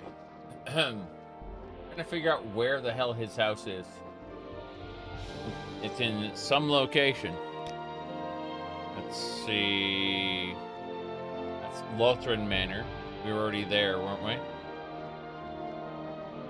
Lorien Manor? Yeah. Double check. Yeah, we were there. Fair enough. Morag Guild. We were already here, roughed up. We did that one. Yeah, it's the Maryland Manor. Where's the tower? Golden Moss Club. Orion Manor. Found it. Next guy's at the end of the walk. Let's go. Elder Kings 3 with Crusader. I played Crusader Kings 2 with the Elder Kings and I enjoyed it very much. But Crusader Kings 3 with Elder Kings sounds like a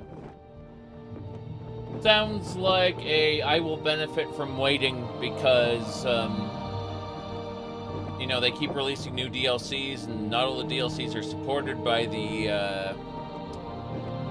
base mod, and you know, there's definitely a lot to do in Crusader Kings 3. I'm just not really interested in it at the moment. When people ask me what games I'm going to be playing, it's like, here's my wish list. Dark Souls Remastered, Meeside, Dark Souls 2 Skull of the First Sin, Secret Agent Wizard Boy, Citadel Beyond Citadel, Kuzaha Knight, Bolt Gun, Ender Lilies, Ender Mongolia, Gal Guardians, Demon Purge, and Servants of the Dark, and Power Wash Simulator. I'm not joking, this is my Steam wish list. I'm going to be picking this up later today, Dark Souls Remastered. I played the original Dark Souls and I enjoyed it. I would like the remastered version. I feel like FromSoft is worth getting a remaster for. We are blessed, truly blessed. This is an honor. So maybe in a decade, something like that, yes. Do I have Crusader Kings? Let's go. Apparently, I do own Crusader Kings 3.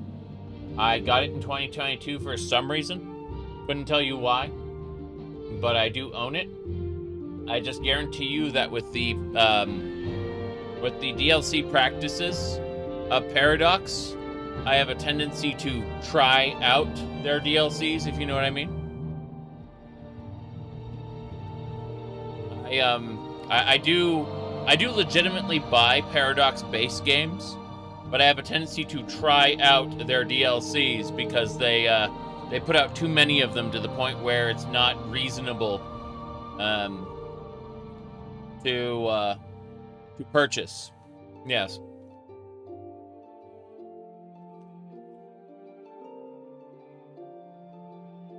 Mm-hmm. Cure for Greed. Oh, this is cool. I talked to him about moral decay. Moral decay, indeed. I'm looking at a prime example. What do you want, Outlander? Yes. Ahem. Moral decay. I'm looking at a prime example. That's right. No, this is actually still charging. But, there we go. That is great seeing that guy's face, though, say that. Like, I'm looking, like, moral decay, indeed. I'm looking at a prime example. You. Well, actually, here's the deal. Support the charitable mission. Out of the question. Your temple keeps intervening in all sorts of rabble. Right. Any of them could be a spy in disguise. I will never support this nonsense. Oh, yeah? Well, what about Cure for Greed? Cure for Greed? Why do I need that? The temple offers you salvation for your lust from fortune in exchange for your support. The people of Andothren will hear of... or else the people will hear of your disease. Fine. Have your potion. Now leave me alone. That's it. Hey, give me 300 gold. Where is that slave? Where's that slave? Yeah. So basically, he has a disease called a lust for fortune. And so we're telling them, we're blackmailing these guys. We're basically saying, look, either you're going to buy our cure for greed, or everyone's going to be told about your horrible affliction, your lust for money that has blinded you from your faith. And, you know, he's like, okay, fine. Like, don't spread nonsense about me. Basically, yeah.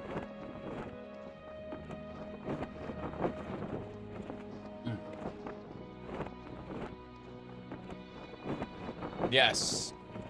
Verona. Oh, wait, she's dead. Drovus. That was a good line. I'm glad they did that. Like, Skyrim is mostly misses.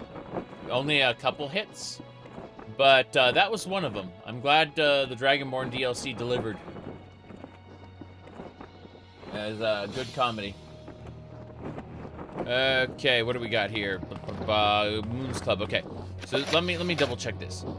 Tholas is done. Basically, everyone except for Tholar Andis. Where is he? He's the Loud Master, one of the counselors of House Halalu. Alright. I'm in House Halalu, so I should be able to talk to them. He should be up here. In the Great Council Hall. Let me in. Please join me. May I help you? I'm looking for Tholar Andis, yes. Why, yes, of course, House Brother. You will find the counselor in his study. Enjoy your stay at the Andis estate. Damn right. Let me in. Is there something you need? Please join me. I need to go find your boss. I'm a house brother. I'm allowed in. You like how Starwind used the ship as a hub idea? Yes, it did. A shame that 1,000 developers couldn't figure something out with Starfield where you're going back to Lodge. Yeah, I have to go back to Lodge all the time. I agree. No, I agree with you. Is there something you need? Okie dokie. That's the servants' quarters. Really cool looking over Andothren from this manor. Just shows how these people are rich and corrupt, like me. I'm part of House Halalu too. I'm just doing some quests for the, I am never too busy for a good talk. Oh, I like a good talk too. We're going to the West Wing. May I help you? West Wing's where he lives. I assume. Welcome. Care to talk? I do care to talk. Please enjoy... Wait, House Halalu, right? HH. No. House brother of House Lalu, how may I serve you? Busy. Sorry. We're just going up here. Going to the private residence. Also stealing all the flowers from this guy's personal garden. Wouldn't it be cool if this was like a deadly plant that he kept, servants are ordered not to go through here. Occasionally, every once in a while, a servant will hang out back here and die to the deadly plant. And I know that's not what's going on here, but that'd be amazing. If, just a noble keeps a deadly plant there, tells the servants, hey, don't go back there, and when a servant disobeys, they just end up dying. Like, hey, they were told not to go back where my deadly plant is. I didn't have to tell them it was a deadly plant. It just happens to be there, you know?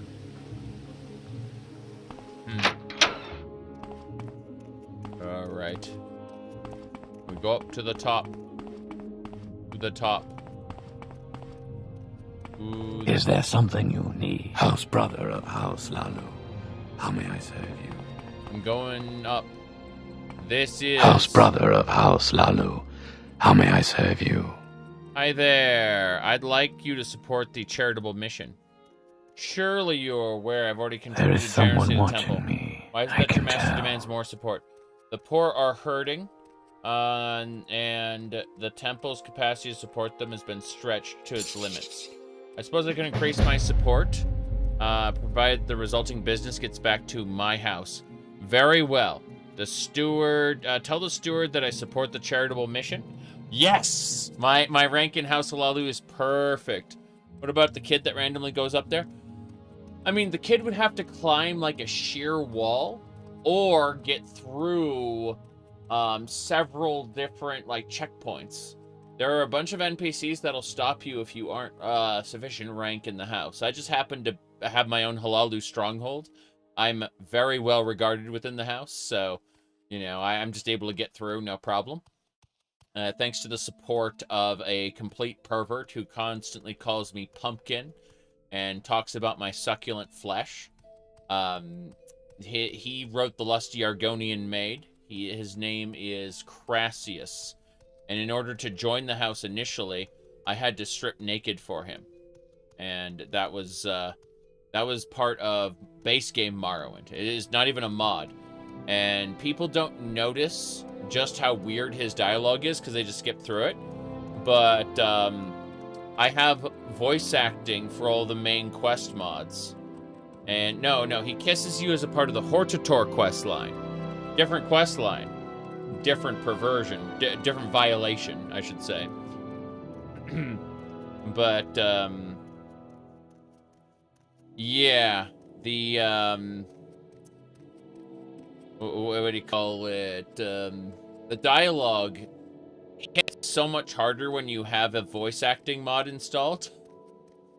Like, when you're just reading it, it's very easy to skim over it and not realize that he, like, adds a suffix to every time he addresses you, like pumpkin or dumpling. There's someone watching me. And I can tell. It's pretty damn creepy.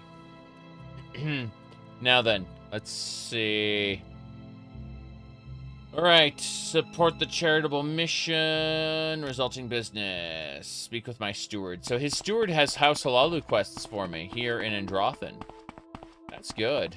It's so good to meet you.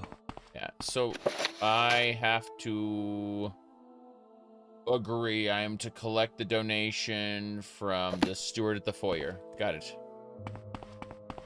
They put his book in Elder Scrolls Online. Yes, they did. Yes, they did.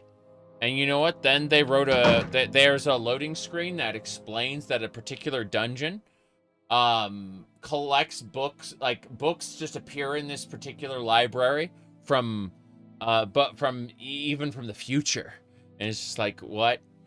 That was their explanation, by the way. This one library in one of the dungeons gathers books from the future. That's it. Yeah. And then afterward, they wrote another book called The Lusty Argonian Maid, an Oral Tradition, where they tried to make it out like he stole an ancient story of the Lusty Argonian Maid. Now, personally, I very much like maid outfits. Not a huge fan of the lusty Argonian part, sadly. But that's just me. May I help you? Okay. Someone earlier went like, I bet you would have liked it if it was a This is a grand day. And the answer Greetings. is no. Yep. VR Daggerfall mod. VR headsets give me migraines. Don't like them. I don't like it, but orders are orders. Orders are orders. Sarah? Sarah? Terrifying. I don't know where we are. Friend? I am friend. I found where I'm supposed to go through here. Then we gotta go downstairs. This is the man. It's so good to meet you. I need to speak with you. I'm never too busy for good talk. Please support the charitable mission. Good. The counselors instructed me to provide this with a token of his support. I trust this donation will meet your temple's satisfaction. Cool, I think we've got everything. Yep. You said, lusty Khajiit catboy mates. Jeez. But no, I'm just not a huge fan of the beast races in the Elder Scrolls as far as the level of enthusiasm that other people have for them, I will say, is kind of a little scary. Little scary. Anyway. Elves are basically just humans with pointy ears and magic. This whole town looks a little too vanilla for you? Yes, it's a big vanilla town. Big vanilla town. Let's go.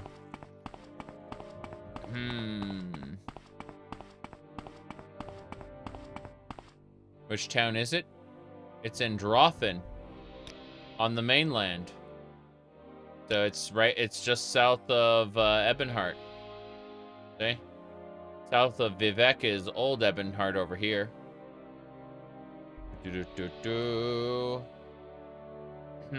Right.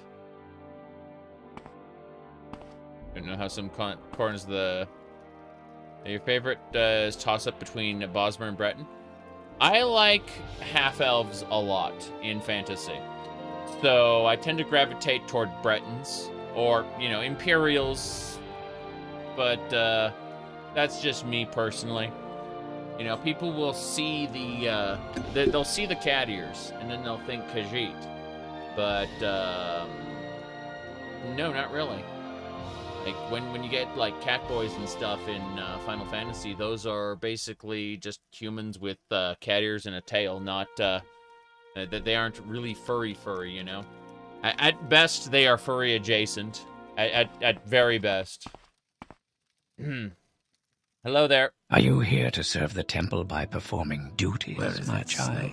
Or have you come for something else? We need donations from... Oh, Tholar. He gave me a large amount. Yes. There you go. That's annoying. These can only be spent at a select number of Halalu traders, but it's better than nothing. Yeah. These are Halalu script, which is fine. Let me see here. Alright, we did Tholar. Where is that slave? Mel's is next. He did as I asked. He donated 200 drakes. Good to know. Next up is Mel. Yeah.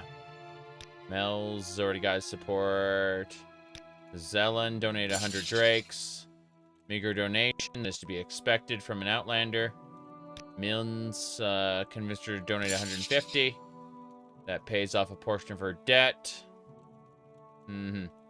Let's see. Tholas. 300 drakes. Wow.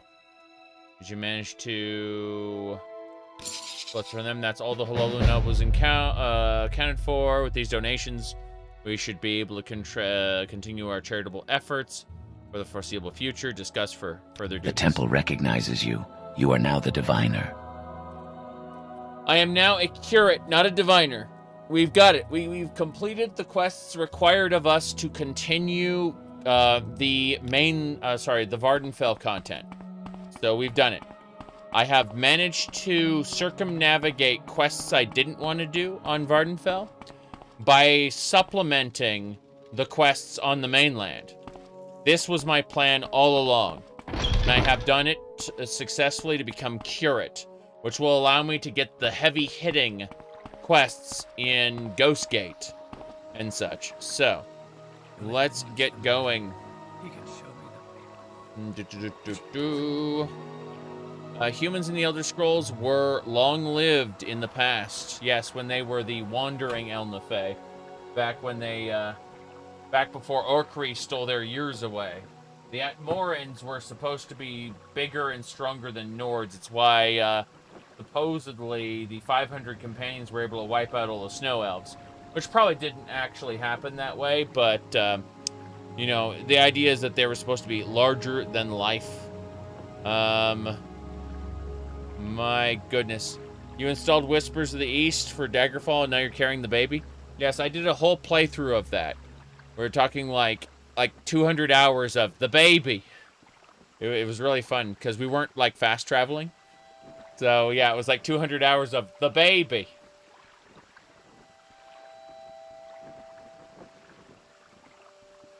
Alright. Anyway. Yeah, giants would also be Wandering Elnathay.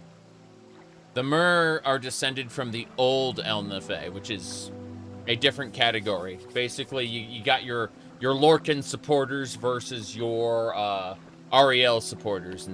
And giants, basically all the animals and humans, all come from the Wandering Elnathay. And then all the elves come from the old Elnathay. Yep.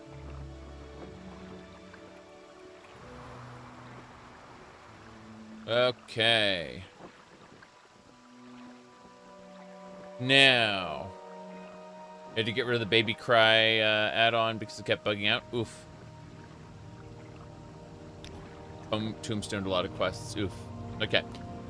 Anyway, I need to convince this guy here. Follow me, minion. How may I help you? Yep. As I mentioned, like all Elder Scrolls devolves eventually into Dress-Up Doll, the game. She is the expression of that in this particular playthrough. I mean, we're a pretty Bosmer boy, but we are quite evil and can't be purty like her. It's true. Now then, we should get out of here. That's like Warframe evolving into Fashion Frame. Yes, exactly. All right.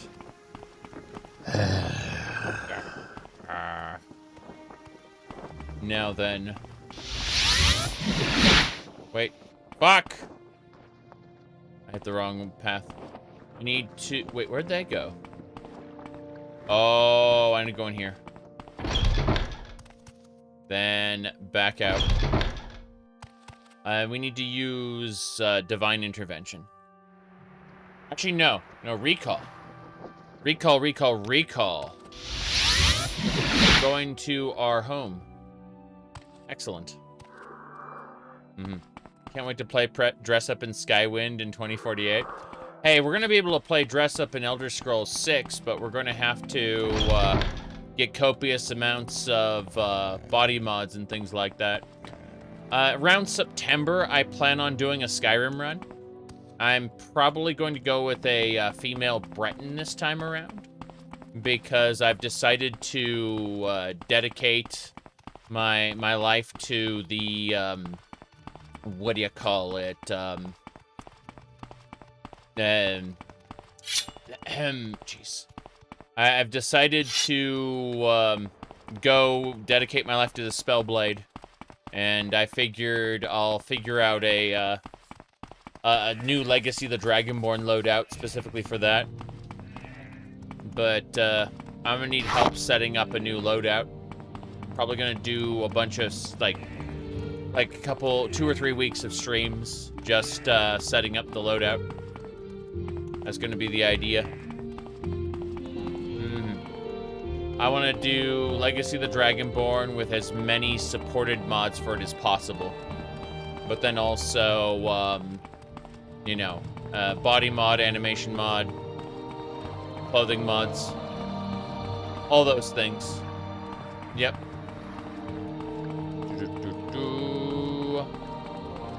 Anyway, I don't think that Elder Scrolls 6 is going to go the way of Fallout 76. I think it's going to go the way of Starfield in terms of the creation club, the creations framework. I think that, like, they're going to want to nickel and dime you for everything, despite it being single player. That's my suspicion. My suspicion is that they're going to try to make it as close to Skyrim as possible, but then over-monetize it. That's my, my thought. I'm willing to bet there's going to be a civil war between the Crowns and the Forebearers, which are 2 Redguard factions that are like pro and anti-Empire, right? That's my guess is that there's going to be an ancient evil that's released, but there's one they fear, the Swordsinger of Legend, foretold by the Redguard Hunding.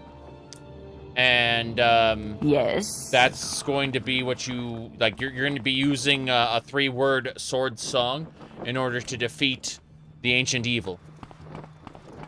Yeah, you're gonna use the 3 notes of your sword song to perform powers. I mean, it might be something completely different. I'm willing to accept a completely different game. I'm just telling you what I expect. What I expect versus what I want are 2 completely different things. Well, stop giving them the script. Yeah. Right.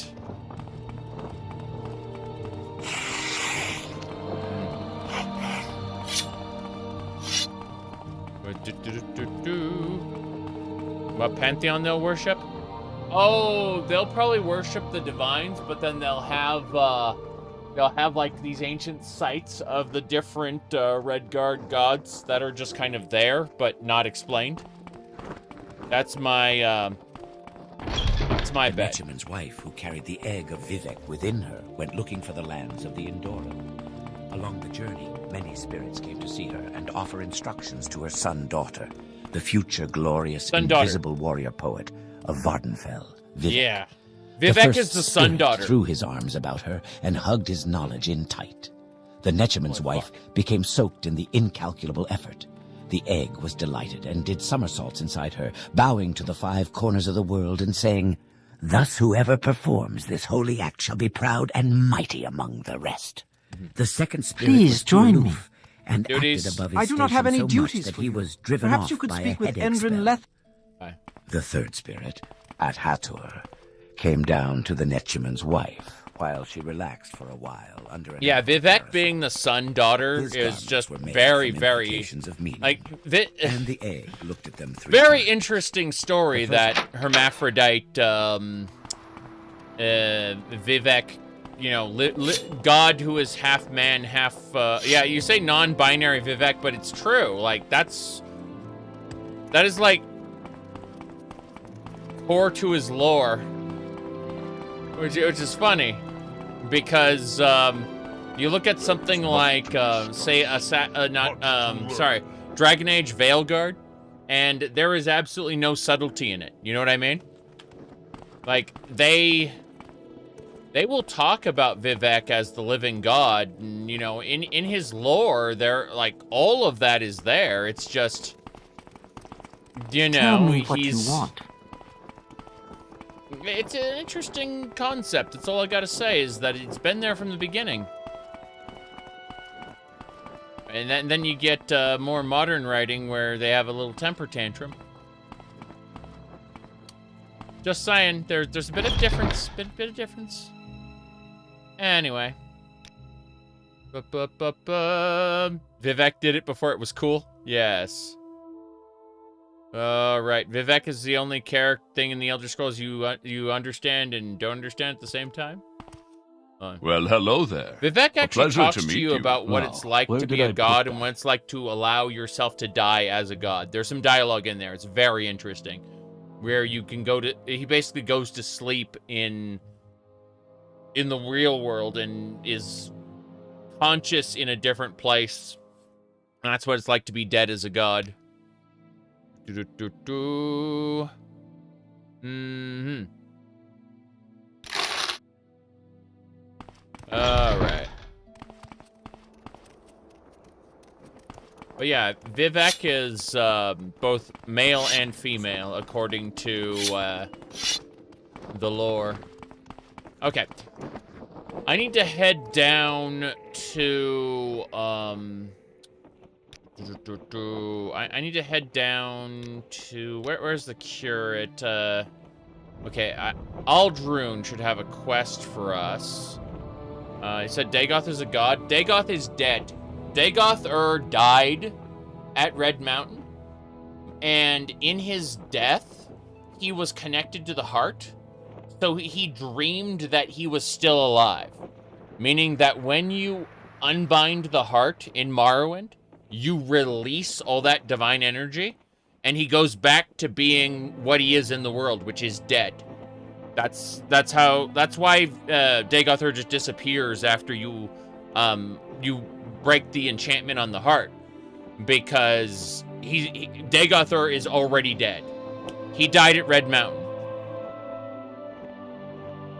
long ago. Yeah. It's just he's through divine power, he dreams that he still lives. And that dream becomes real through his divinity. Yeah. Anyway, let's see here. Anyway.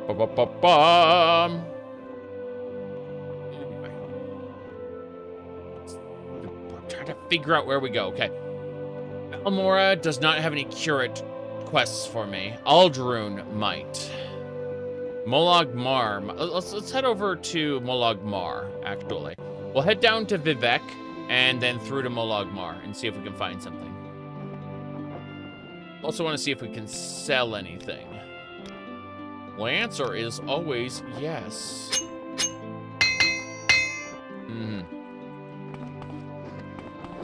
The dream didn't become real enough to persist without the heart. Well, yes, it's that's why Vivec's powers start to fade after he isn't able to renew his enchantments on the heart, right?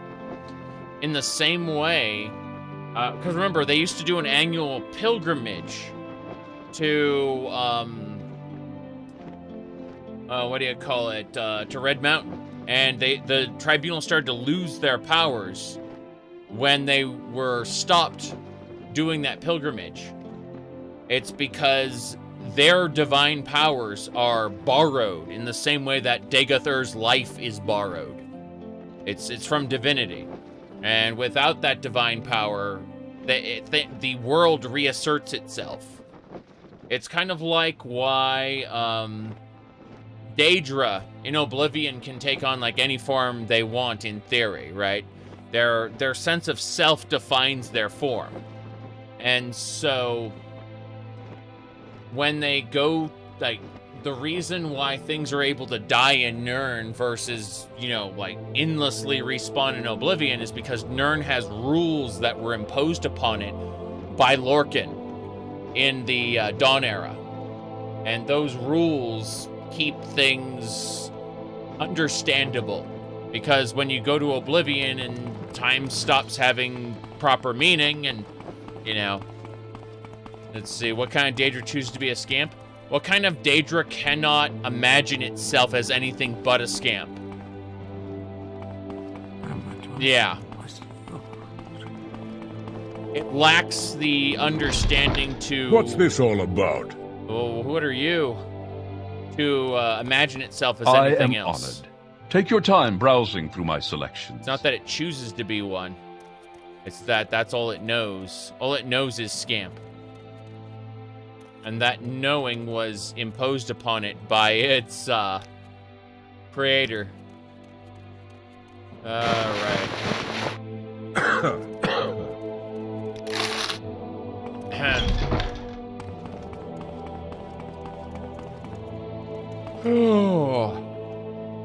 Okay. We're 2 hours in. I gotta take a short break, walk around, stretch my legs. I'll be back in a few minutes. And then we're going to go to Molag Mar. We're going to sell. We're gonna sell the world. No, I'm going to try to pick up some more quests and basically continue the temple to its natural conclusion. And then other than that, we'll be back in just a moment.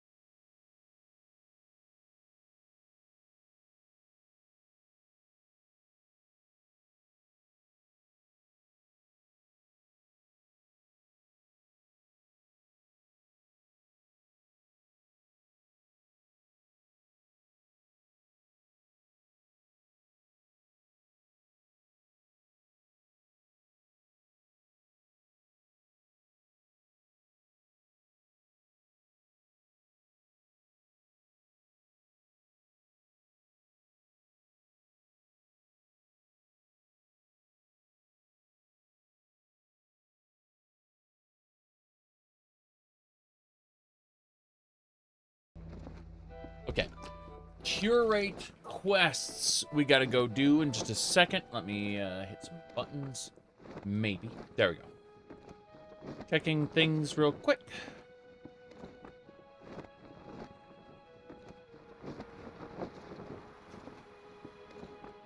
Give me a second.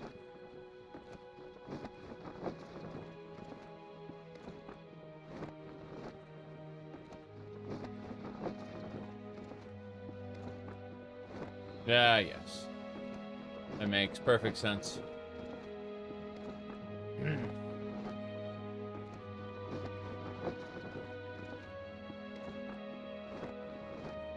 Messing with some things. Hold on. Fork. Alright, you have a Skyrim bug where the courier can't actually find you. You have to teleport him with console, giving you a bunch of letters at once. That sounds pretty awful. Your hands only. A letter from the Jarl. Wow. I'll teach those bandits to stop paying me. What a lovely leader. You know what's funny? Release the Sadukar! Phillips. Howdy, howdy. I was gonna say, it actually kind of pissed me off because the very first playthrough I did of Skyrim, I was playing as an honorable sword and board Nord, and when I found out that they were being paid, like, sorry, the Jarl was paying the bandits that I killed, I thought, you know, this Jarl sucks, and I went to kill him, and he just kind of did the, lay on the ground, get back up animation, and I really hate that. Anyway, I'm just having 2 more bites of this, and then we're gonna get back to it.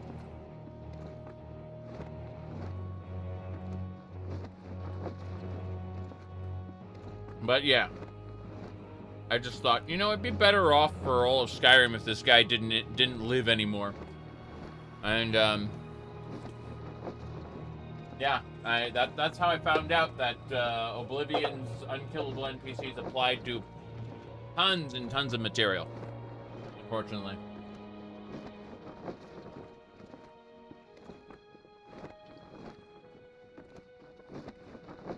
Jarl of Valkyries, yes. He said, I'm sure there's a mod for it. Absolutely sure. But yes. No cat ears today. These are charging. I'll have them for the post-stream later. For now, however, we just became a curate in the temple. This is good stuff. All right. As I was saying, if we go over our map here, helps to have a map. So we did as many Tribunal Temple quests as we could. However, we hit a point where there were quests I didn't want to do, and I had to circumnavigate around the around all those quests, go over to Firewatch, head down to Rain where we had to do 3 separate pilgrimages. We had to do the 7 pilgrimages to do Tribunal Temple combat here, but we also did 3 pilgrimages. One up here, where we learned where Amalexia, quote-unquote, defeated the Underking. What actually happened was, she couldn't kill the Underking because the Underking was an immortal lich, but she pretended to let him go. That was the place where she, quote-unquote, showed him mercy. Then we went to the Isle of Arches, where Vivec flooded Morrowind to stop the Akaviri invasion. And then finally, we went over to a particular, like, shrine of Daedric power down here, and we just created, like, a triple pilgrimage. It was very interesting. But we went to, did Rain on Rune. We went and we proselytized in Port Telvanus. All the Telvanni got to meet us. No big deal there. Who's your favorite character in Morrowind, and why is it, why is it Dagoth Ur? I mean, Dagoth Ur is pretty cool.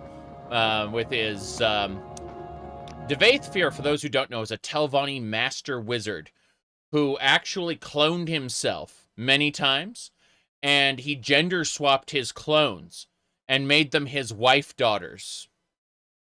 I'm not joking about that. It is the most elaborate form of masturbation you will ever see. Anyway,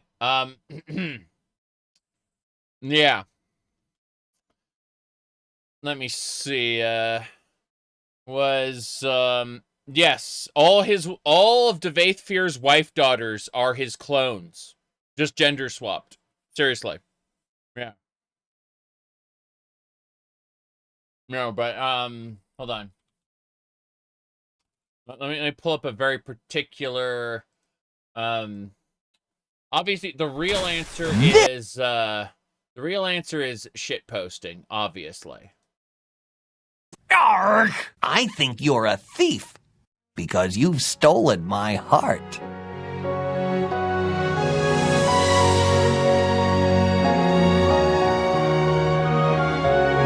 You must be joking. Why must you people always pick on the small ones? Go away!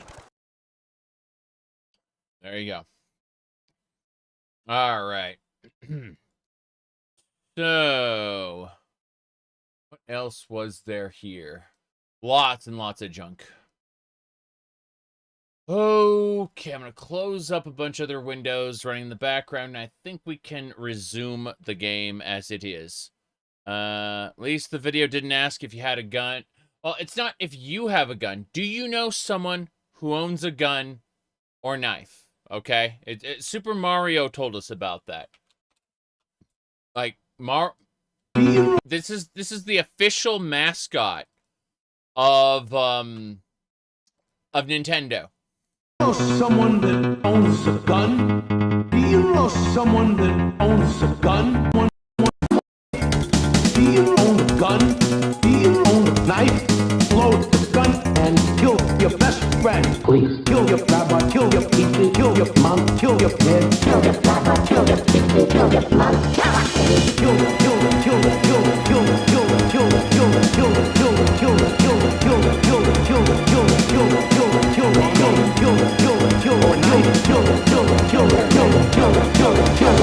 I'm telling it to you.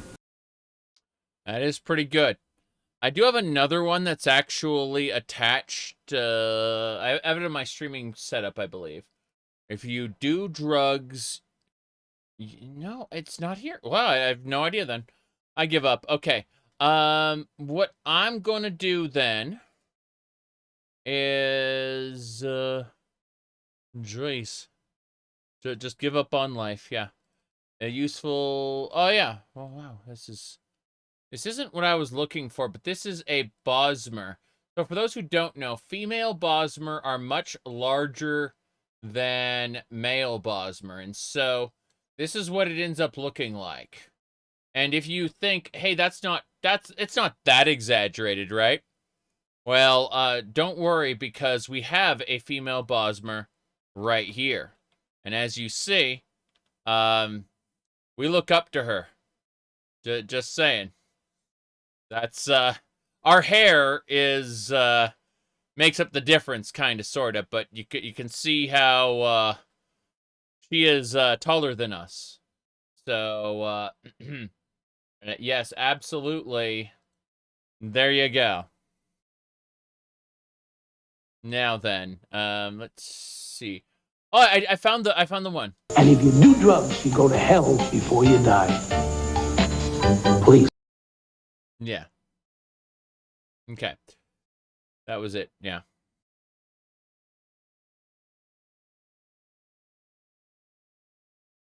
What else we got here? I don't see anything else here, so I think we're good to go. How do you go to hell before you die? I mean, we've all, okay. Hold on. I'm gonna close all this stuff and we're gonna get back to Morrowind now. Right. Audio. We have to get to Vivec. We're heading to Vivec. We gotta go sleep first. Yes. Yeah. For those who don't know, who haven't played Morrowind to any serious degree, I'm gonna go ahead and I do this like once every other stream or so. I remind people what kind of What is this regard? What kind of opposition we have to go through. We are an outlander. We are an outsider, and there is a large contingent of Dunmer Dark Elves who do not like us. And we're just going to show you their philosophy here and what kind of oppressive world we live in. Tell your friends about this place. Yes? Okay, hold on. Here it is. Little secret. It says L, little secret. Here we go. So you think House Halalu is just an imperial puppet? Shows what you know? Who really runs House Halalu? Not the House Council. Those posers do what Orvus Dren tells them. Orvus Dren is the Kamona Tong kingpin. And one day, when the time is right, Orvus Dren, the Kamona Tong, and all right-thinking Dunmer will rise up, murder you outlanders in your beds, and restore Morrowind to its ancient glory. See, that's the kind of opposition we have to deal with as an outlander here in Morrowind. Those are vanilla lines. They've just been voiced by some sort of generative bullshit. That's all. The actual lines of text are vanilla. This is open. Oh, nice. I just got an athletics skill up. Excellent. My Webby site, look for the Baldur Deadeye article. That has the full mod list on it. Yeah. Why are we saving these people? Again? That's a very good question. Anyway. Let me see here. I'm gonna go back to my stronghold, which is next to this town. So recall. Then my stronghold's right here. I'm gonna go take a nap here. You can see I have a lot of stuff here. I have like a billion alchemy ingredients in this pile. I got all of my alchemy tools. Got some various enchanted blades, soul gems, different types. The alcohol's up front. The potions are in back. All kinds of stuff. Like this is a mesh shirt that is somehow T-posing. Don't ask me how the mesh shirt is T-posing. It's for our dress-up doll character over here. Areldil is actually really strong. She's really, really tough. She's a rough and tumble Bosmer for sure. But, yeah, no. Let's go ahead and sleep here. We're going to go for 12 hours. I guess it's 7 a.m. I think so. For sure. So, nap time there. And then this is our skeleton. Our skeleton is quite dead. If we take off the helmet, I wonder if it'll work. Hold on. You can see the glass helmet there. Oh, because like the glass helmet has an open jaw, right? And you can see our skeleton there. Yeah, we're evil. People haven't quite caught on to the fact that that we are quite evil. We devour people's souls, and we also break the Green Pact. We grind up plants and do alchemy with them. But yeah, let's get going. We're gonna head to the Vivec city. We're gonna do some arena matches, and then afterward, we're gonna head over to Molag Mar and try to pick up a new Tribunal Temple quest over there. A little running in the rain, no big deal. Never hurt anybody. Every time you replay Morrowind or see me play it, feels sad because you know Bethesda will never make anything like it again. Yes. I'm looking forward to Ardenfall. It's Ardenfell. It looks really, really good. It's a world that's inspired by Morrowind. And its combat is Skyrim-style combat. And its faction system and dialogue are inspired by Fallout New Vegas. So it's like, it's a combination of games that I like in various ways. And I kind of, I'm really looking forward to it. There's another game to look out forward to if you happen to enjoy Oblivion. It's called Tainted Grail Fall of Avalon, which is an Oblivion-like. So, that is in early access right now. See, we got the Iron Fork plus 18. this fork will kill the rat. That is the power of the fork. In addition to the fork, we also have the trowel plus 17. This trowel has been updated. Upgraded 17 times and contains the power of gardening beyond. Now, unfortunately, no matter how hard we upgrade these basic tools, the fork and the trowel, we cannot kill Daedra or ghosts with them. So we have to rely on our glass jink blades for those. These will kill ghosts in Daedra, these glass blades. But for the most part, we use our trowel or our fork to defeat enemies because we've upgraded them with our superior smithing skills. Yeah, it's pretty silly. All right, first goal for us is to reach Vivec. What was that? It was nothing, sir. What was that? It was nothing. What else we got going on here? It doesn't look like there are any other problems. Okay, fair enough. Ignore those people along the way and keep going. There is a cliff racer. So for a cliff racer, what we do is we pull out our Dwarven Elitist rifle. This rifle uses bolts. Crossbow bolts, specifically. It just fires them really, really hard. So we look at bolts. And it looks like we got 102 silver bolts we can use to shoot the cliff racer. That's, here we go. Just wait for it. Bam. And it's dead. It shoots crossbow bolts really, really hard.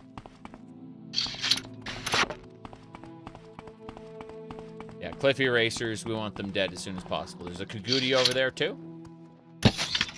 Bam. That's dead. Okay. Now then. There is an elder rat.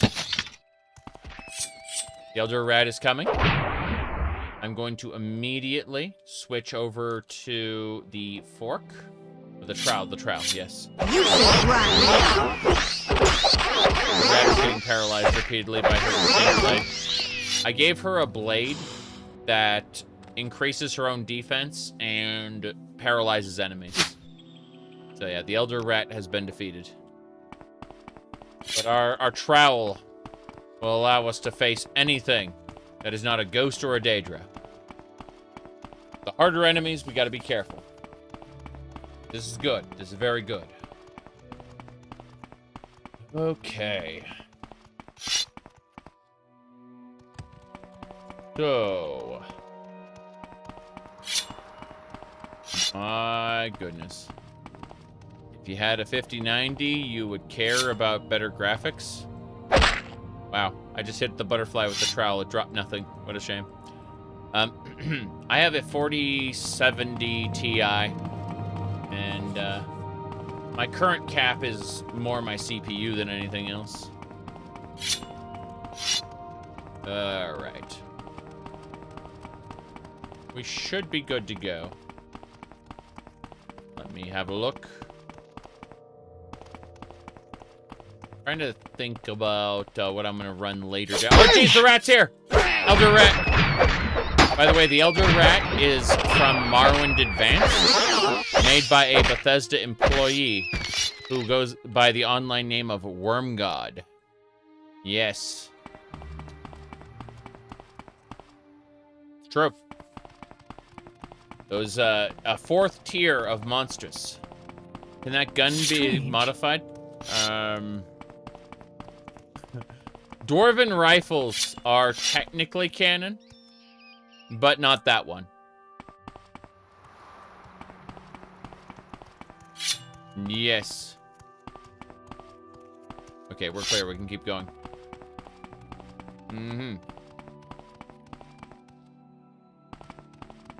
Yeah, Dwarven steam-powered rifles.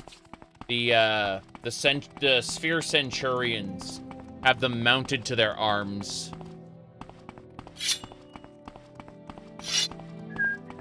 They can shoot at you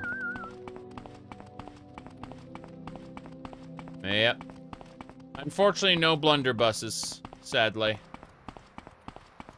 No, not the Creation Club. The Creations system. When it's funny because there was like a whole community of people going, it's canon because it's part of the Creation Club, people said. It turns out that the Creation Club, the new Creations system is just like open paid mods. Like anyone can make anything as long as it's within like a certain set of guidelines. But yeah, the push to recognize creations kind of went away after the Anniversary Edition gave way to just flat-out paid mod system. But originally they felt like, oh, well, these are exclusive to, so they must be canon, you know, is what the, was the original thought that the community had for a while. Well, because Bethesda is releasing these, so they must be canon, right? That was the Creations system. Sorry, I had to fix that. Oof. There we go. Got a piece of rice stuck there. My goodness.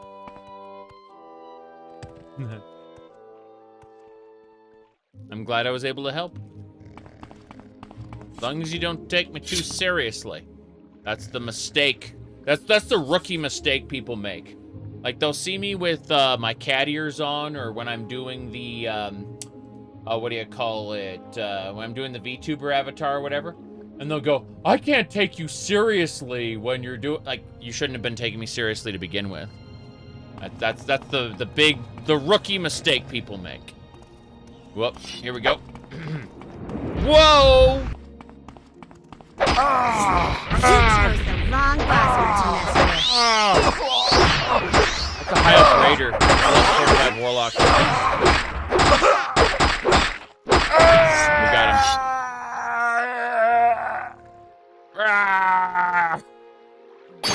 That was pretty funny. Goodbye, High Elf Raider. Let's go. Wasn't there lore-breaking stuff in the Creation Club? Yes. But people will disagree. Favorite Zelda game? That would be Link to the Past. But that's favorite, right? What do I think is best? Ooh, that's a good question. Probably, Majora's Mask. Probably. You see the hologram there? The hologram Majora's Mask? Yeah.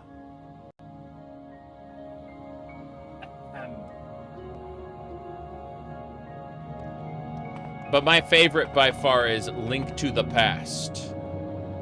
I use a Link to the Past randomizer. Forgot what it was called now. TTP randomizer. There we go. Yeah. So this is the TTP randomizer. You can start playing.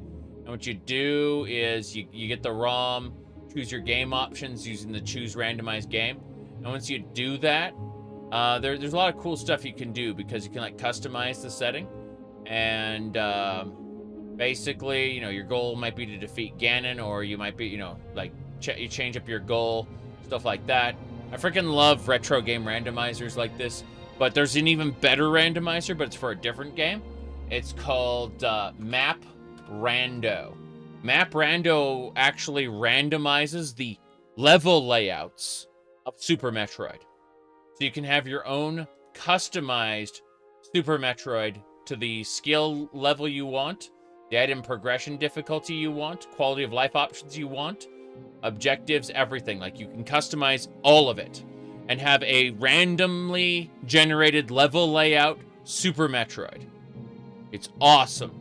And I've done it multiple times. Yeah. It's it is nuts. And you can actually add a custom sprite to it in the very end there. Whoops. That's wrong. Ignore that top one.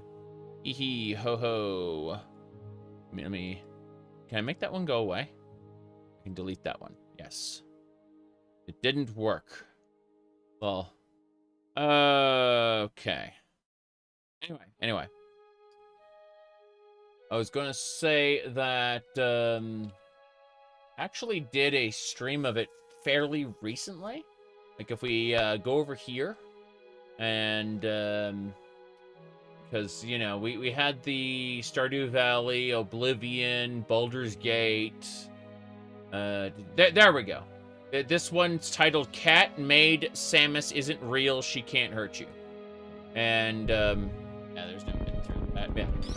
You can see that this one right here. And you can see that we applied the special sprite for Samus there. So, yeah, the title of the stream is Cat Made Samus Isn't Real, She Can't Hurt You. Let's see what this area is all about. Oh, jeez, it's the hell room. The hell room? Yeah. Point is, I really like Super Metroid and Link to the Past, and I randomize them semi-regularly. But Map Rando's a level beyond because you have a completely different planet Zebus. Okay, we're heading to Vivec. Actually, I'm gonna head to Vivec the other way. I'm gonna go around. Tree? What's that tree doing? Hello, treekin. I'm fighting the treekin. The rats want to kill me first. Okay, I'm gonna quick save and then we're gonna fight the treekin. I believe.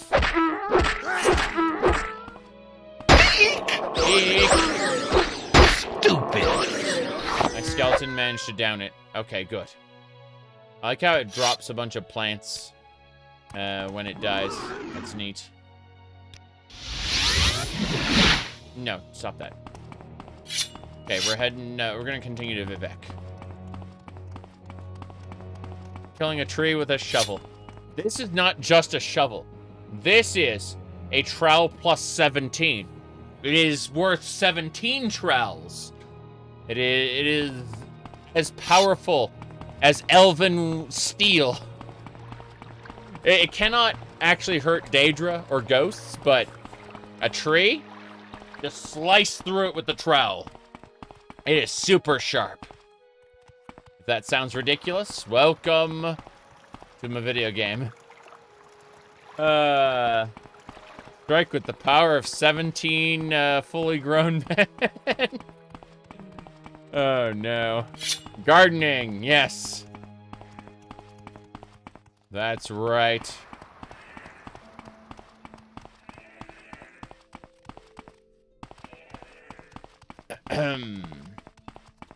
What else we get? Shovel Knight 2. No. The developers of Shovel Knight are making a game that I can't wait for. People are like, you're gonna play newest game? And I usually say no. I'm uninterested in most new games. Like, seriously, like, Assassin's Creed Shadow, I don't care. Dragon's Dogma 2, I don't care. But then, there is a game that the Shovel Knight developers are working on. Yacht Club Games.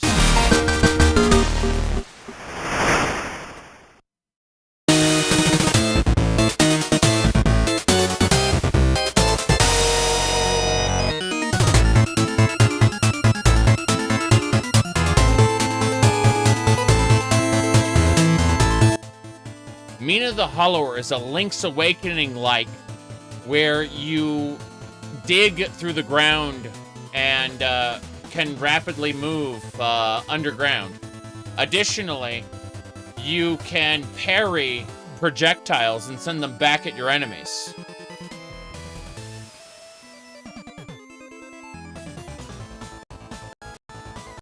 But it's a Legend of Zelda Link's Awakening-like.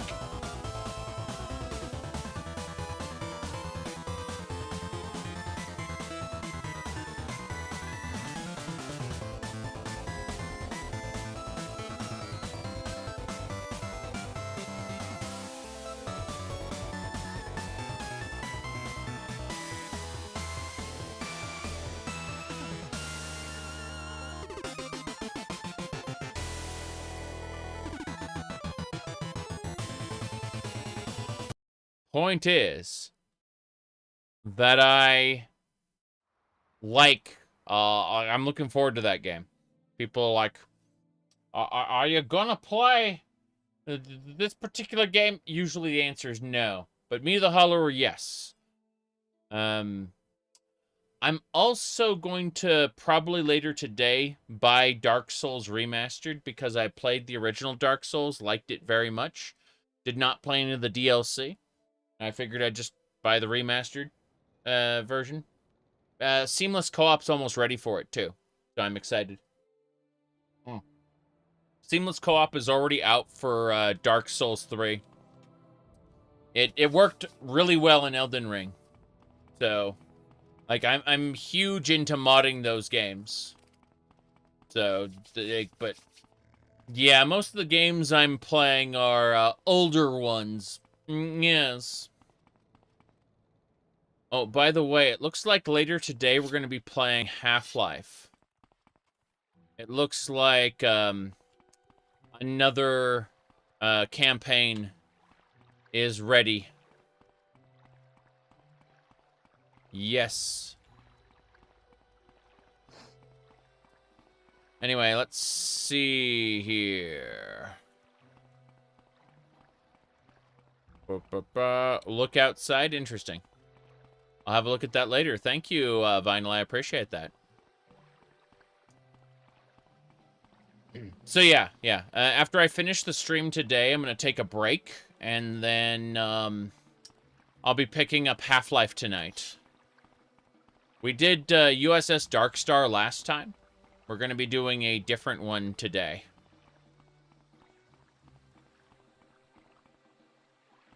But, we got to get started. The arena. We're at the arena now. I just got to go inside. We're going to the top. Top of the arena. After we do some arena fights, we're going to move on to Molag Mor. GOG keeps discounting Beyond Good and Evil to 1/9 the price of the new remaster. Interesting. I'm a huge fan. I liked the original Beyond Good and Evil. I know that the new Beyond Good and Evil isn't going to be what I want it to be, which is a Zelda-like, where you take photographs and uncover a mystery. What's my time zone?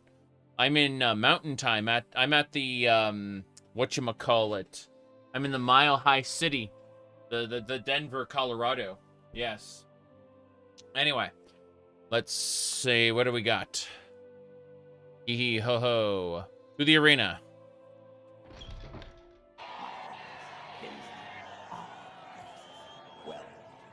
Look at that Kagoti.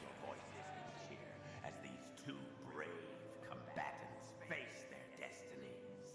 Our first fighter, we have a skilled Altmer. On the other side, a wild animal that knows only violence. Only violence. Who will live and who will die? Let the duel begin. There we go. Look at this guy. Yeah. That's the stuff, yeah. Ancestor Ghost.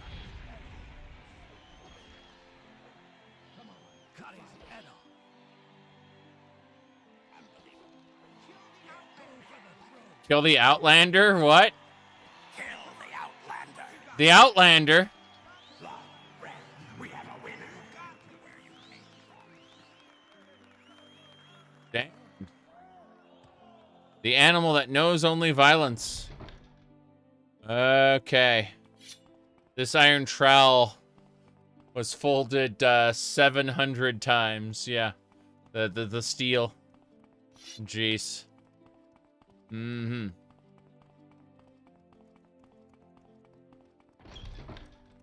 Okay, here we go. Hold on, you guys. Stay out of there. There's a fight going on. The fight's actually over, but I'm just gonna have you guys wait here. Please to be waiting. Wait here. How can I help? I'll do what I can. And also, wait here. Stand in place. Good. Now I can go without having them interfere in our superior trial. I'm going to kill my enemies in the arena with a trowel if I can. Need to keep going. Good. Everything's repaired and ready to go. I am my own armorer. I think I could spare a few minutes. This lady here? Comfort is given. What Justice is taken, Curate. I'm fine, thank you. What can I do for you? Listen to her. She's a nice person. He is the Lord and Father of the mountain. He sleeps, but when he wakes, we shall rise from our dreams, shall sweep our land clean of the Inwa. Why have you denied him, as Lord Dagoth has said? All shall greet him as flesh or as dust. Flesh or as dust? As flesh or dust? Damn. Hello, sir. I'd like to book a fight. Yes. Let's go. I think I could spare a few minutes. Skyrim -2? Yeah, Skyrim -2. Show them what you can do. How may I help you? I plan to. I'm going to use my shovel. My trowel. Here we go. Easy there, I'll kill you soon enough. Look at her. We have a proud fighter. On the other side, the brave boss. Let the duel begin. Let the duel begin. Helmet. Here we go. Keep your distance and we won't have a problem. Keep my distance. Here we go. Oh, she's healing. She's healing. Stupid. Send him to hell. Okay, we're going to use Suck 3. Here we go.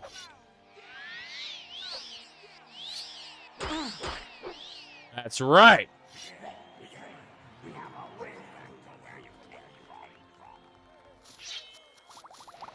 Go back to where you came from. Damn. Dwarven scrap helmets. Those are interesting. We're dropping everything in the arena because we're going to pick it up later. The corpses auto clean up, but the trash piles do not. So we are just producing loot to have later. Foe bites the dust, Outlander? Bites to the dust. That's right. Another foe bites the dust. Good to know. Can we hurry this up? No. All right, we just made some money. Let's do another round real quick. All right, up to the pit. I think I could spare a few minutes. This will be our last fight. But yeah, we sucked the health. Praise Vivec! We sucked the health out of our enemy and simultaneously smacked them with the trowel. However, the trowel is not our only weapon, for we also have the fork. And with this fork, we will defeat our enemies. Let's go. Don't hold back. Hit me with everything you've got. Fair enough.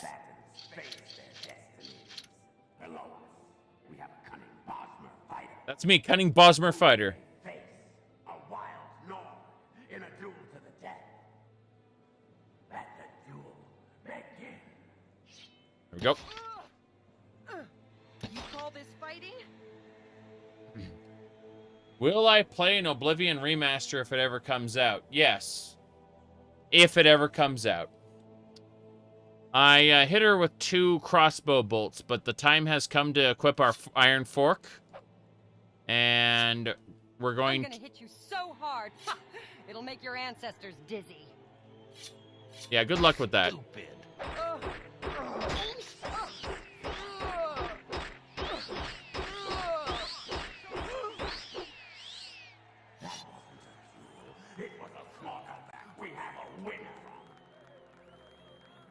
Yep. That wasn't a duel. It was a slaughter. We're just dropping all the junk. That should do it.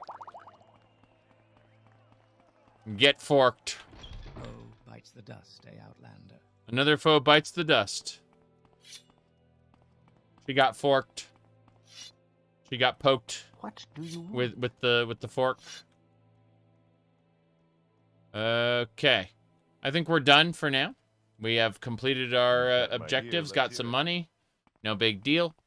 Eventually, we'll rank up in the arena faction. It's a real faction, as you can see, Vivec Arena. And we're currently Blightbane. We're getting there. We're progressing in the campaign fairly well. It's just going to take a few minutes to, just going to say, get us out of here. And we're heading to Molagmar to continue Tribunal Temple questing. Stay out of there. How There's may a I fight help going you? on.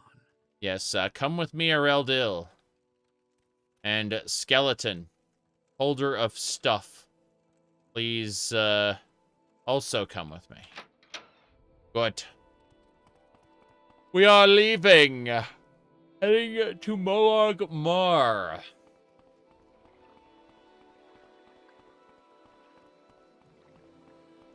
I don't believe the rumors about the Oblivion remake. I will play them and enjoy them.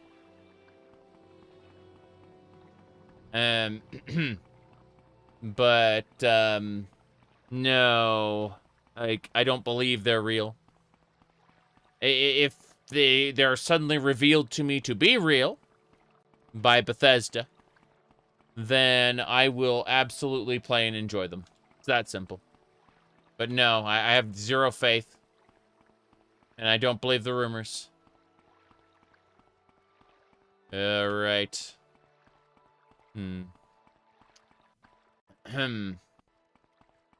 Let's go this way. Can you take me to Molagmar, Mr. Siltstrider owner? I don't think you can. Let's see anyway. You're looking for a Siltstrider. What's your destination? Molagmar, take me there.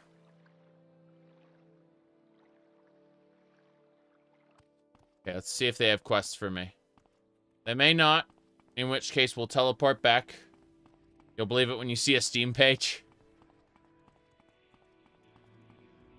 Yeah. Something like that. There is an actual possibility of a Oblivion remake. I just don't believe any of the, like, whether it's real or not, I don't need to know about it until it's ready to actually buy. The details are mostly irrelevant. However, the leaks surrounding it sound fake. So, you know. Good luck. This way. To the temple.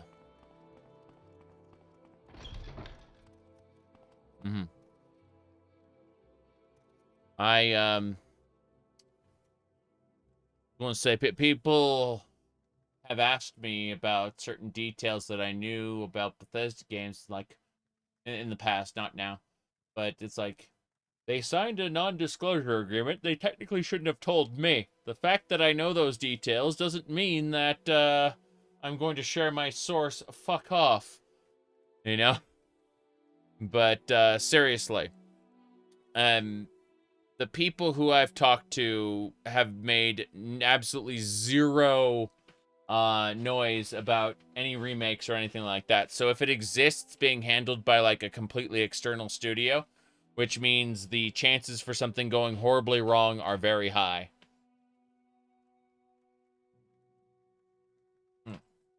Okay.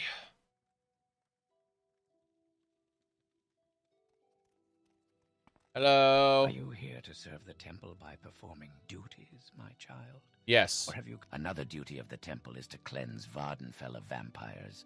We have heard of a vampire lair known as Galom Deus. Galom Deus? Please take the holy implements of the temple's greatest vampire hunters. When you are ready, the elder vampire Raxle Byrne hides from the light in the Dwemer ruin of Galom Deus. Galom Deus? I will mark Uverith's grave on your map.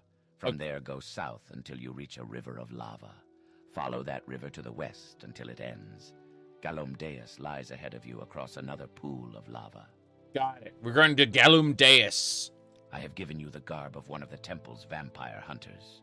When you are ready, slay Raxley Burn in the Dunmer stronghold of Galumdeus. Raxley Burn must be defeated. In the meantime, I will train hand-to-hand with you. Have you cleansed the vampires from Galumdeus? Not yet. Please. Have you cleansed the vampires from Galumdeus? No, I haven't. I'm training with you. Have you cleansed the vampires No, from I'm Galumdeus? training with you.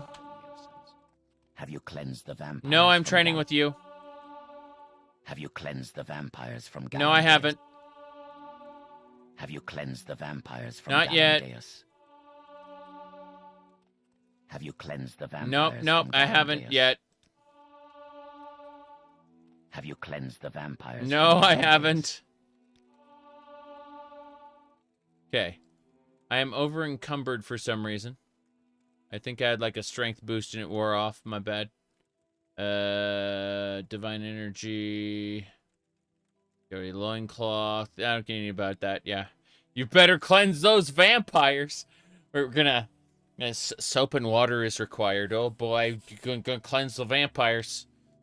Anyway, Dwarven Claymore, get out. Yep. Ooh la la.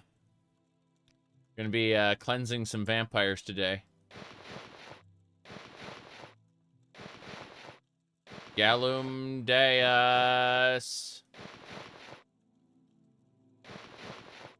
If you cleanse the vampires of Galumdeus.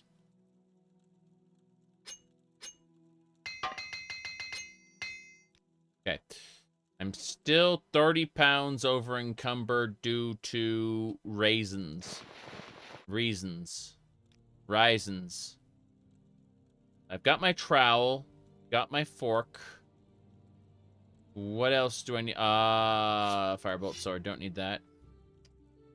What else? The holy implements of the greatest vampire hunters ever. It's true. They are weak to fire bite. Oh, it's a short blade. Never mind, I can use that. So what other items was I given that was supposed to wreck vampires? Because aside from this white fishnet shirt that I'd give to her, it's awful. Get rid of it. I don't know what we got. Something is over encumbering me. It must be the sword I picked up. I've got silver bolts, which is good. I've got Daedric bolts, which is good. Oh, big old bonkening stick. Okay, that bonkening stick was weighing down heavy on me. We're almost there. I must head to Galumdeus. Wolvoth's grave is another place we got to get to. We dropped some of these temple domes. Okay, those temple domes were what were over encumbering me, it turns out. Let's see, are there any shrines in here? There are not. Well, that's the mesh shirt. It also does the T-pose and has the boobies. That's pretty impressive. Okay, we're out of here. We're leaving. I'm just gonna leave that trash on the temple grounds. It's no big deal. Onwards and sideways.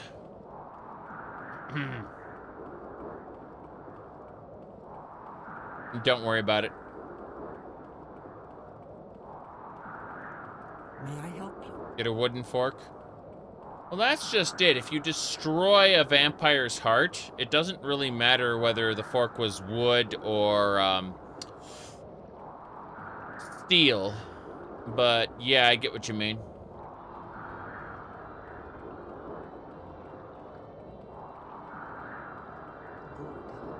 Good hunting. Where's Wolvoth's grave? Up here?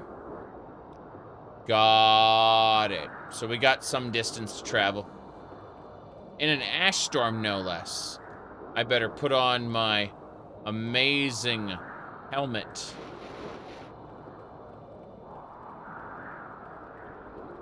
We just chill out and begin our ascent. We're gonna make our way to Galumdeus. Very important place.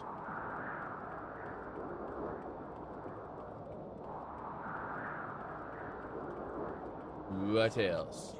I can tell. Why? You can tell about what? The ash storm? May I help? Good day. How can I help you? Buy from merchants and traders who like you. You get better prices. Members of your own factions usually like you best. If you do the crime, pay the fine. If you do the crime, pay the fine. I see. Is it a bullshit crime or a real crime? I don't know about any of this.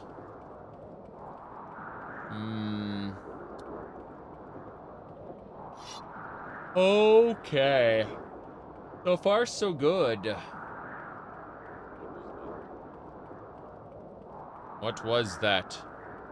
I don't know what that was. But I must continue. Bone mold, boots of fleetness. Man, what this game needs is a disenchantment system where we can break down gear into its base components. Diablo, we need a Diablo-style loot system and disenchantment. Random loot off random monsters. That's not really good for world building, but it might be really fun for this. The game doesn't need it, it would just be fun to throw some ARPG systems in here for the lulz. Speaking of for the lulz, we must kill the Cliff Racer. Cliffy Racer must be defeated. Silver arrows. One Cliff Racer down. 2 Cliff Racer down. Hell yeah. We're heading up Mount Cand right now. We're doing it. Netch. That is a giant spider. That's a Betty. Okay, we got everything. Spider silk. Nope, not what I wanted. Got one of my silver arrows back, hell yeah. Hound meat, you bet. Hound meat, you bet. Okay.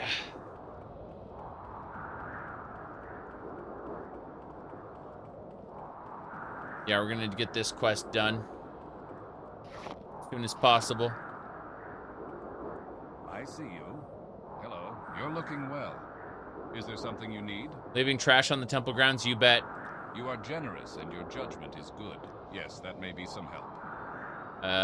Gladly, if only I had the tools. The tools. What? What do you need? I need a weapon, I need some armor. I need some armor. What kind of armor you got? Give me a helmet.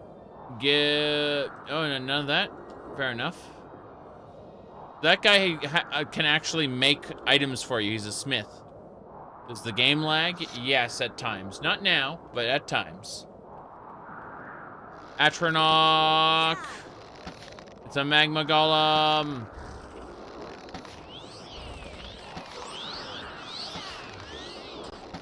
We need to kill this before it murders us.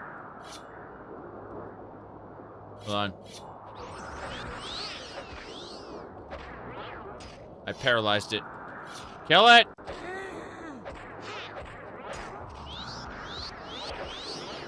The parasites are defeated.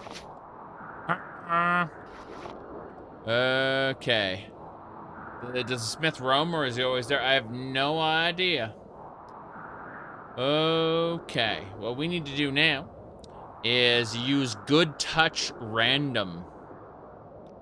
There we go.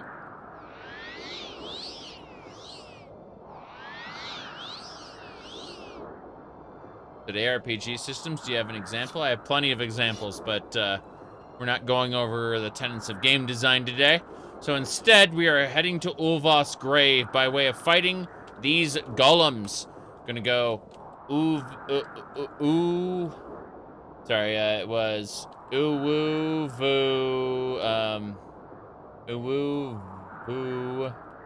grave 01. Yes, that's it. Uwuvu grave 01. Onwards and sideways. Terrible place to set up shop, I agree. Especially in an ash storm. What were they thinking? Golem!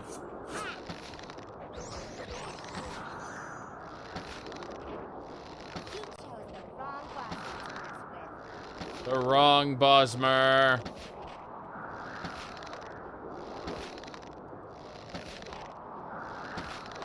Okay.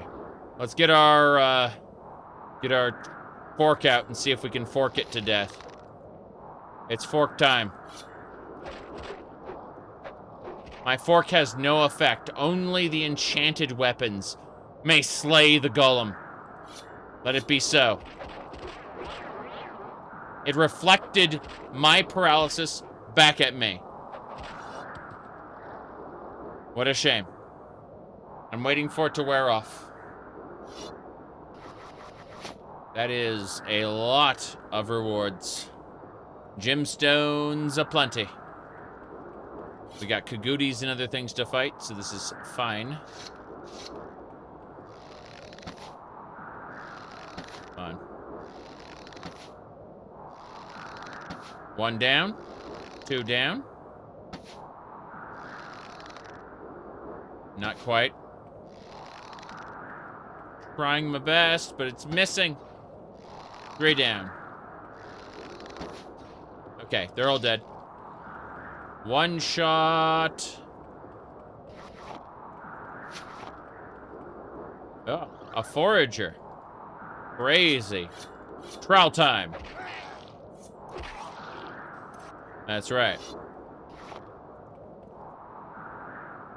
Was this an ant? Giant ant. It is dead. We continue to Ulva's grave. Through the ash.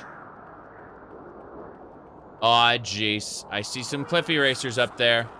Cranky Penguin, thank you for the 35 months. Alright. Cliff erasers are here.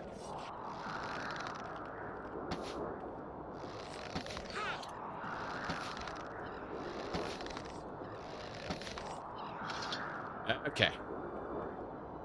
Taking care of them. Cliff erasers must be defeated. Must be stopped, no matter the cost. Alright, repair time. Armor skill increased to 50. Hell yeah. We're getting there. You can see my short blade is 105. My marksman is 104. But all the other stats, all the other skills are low.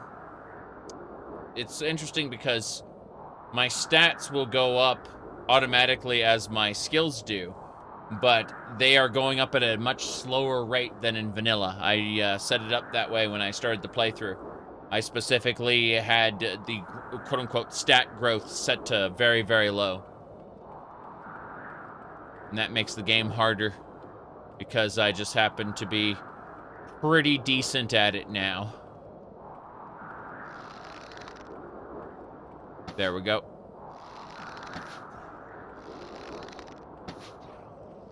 This'll do. Nick! Nick is dead. Good. Do you prefer static attributes or augmentable ones? I like being able to augment attributes, but can't we do that already? Look at the speed and agility are augmented. My vision is augmented. Why don't you try getting a job? He was a good man. What a rotten way to die. Okay. Whoa!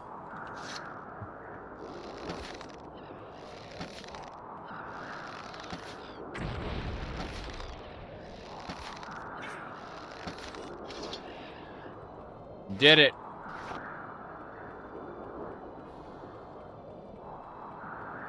Okay. Yeah, in some ways I've made the game massively easier. In other ways I've made it quite a bit harder than it needs to be. It's a balancing act that mostly is involved with making the experience different. But, you know, it confuses people who want to give advice because the particular item they may want me to get, like the Mentor's Ring, may not be where they think it is. Or it may be in a room with about 100 undead that is, you know, not easy to get to in the beginning.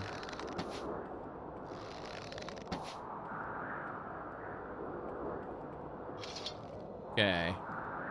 Drawn weapon shop? Yes. Drawn weapons are a lot of fun in this game. Trial time! The giant ant is dead. We're heading to Ulvos' grave. Okay.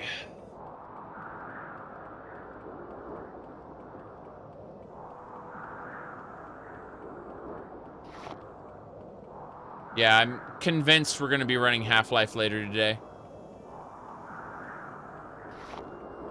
Just after this quest, I need to go take a break. Amarut. We gotta go kill the vampire and report back to the temple. Half-Life. It's a different Half-Life. But yes. That's a geyser. Our geyser. What? No Terry's here. We shan't tarry any longer. My followers seem to have ended up somewhere. How strange. Let's go ahead and save it here just in case. Wavy lava. I need to restore my fatigue using rest. St. Maris's rest. And we can combine St. Maris's rest with a leisurely stride, and we can watch our fatigue jump up.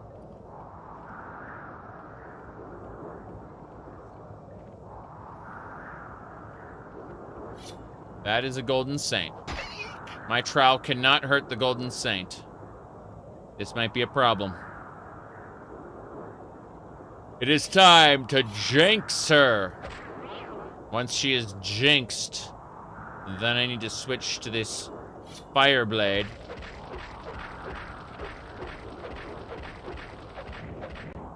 That silver saint has been defeated.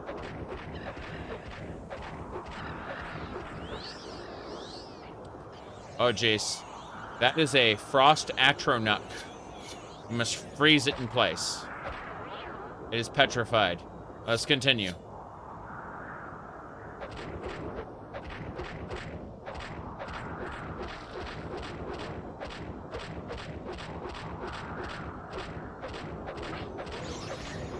That hurt a lot. It ran away and it's healing itself. What the hell? Got it.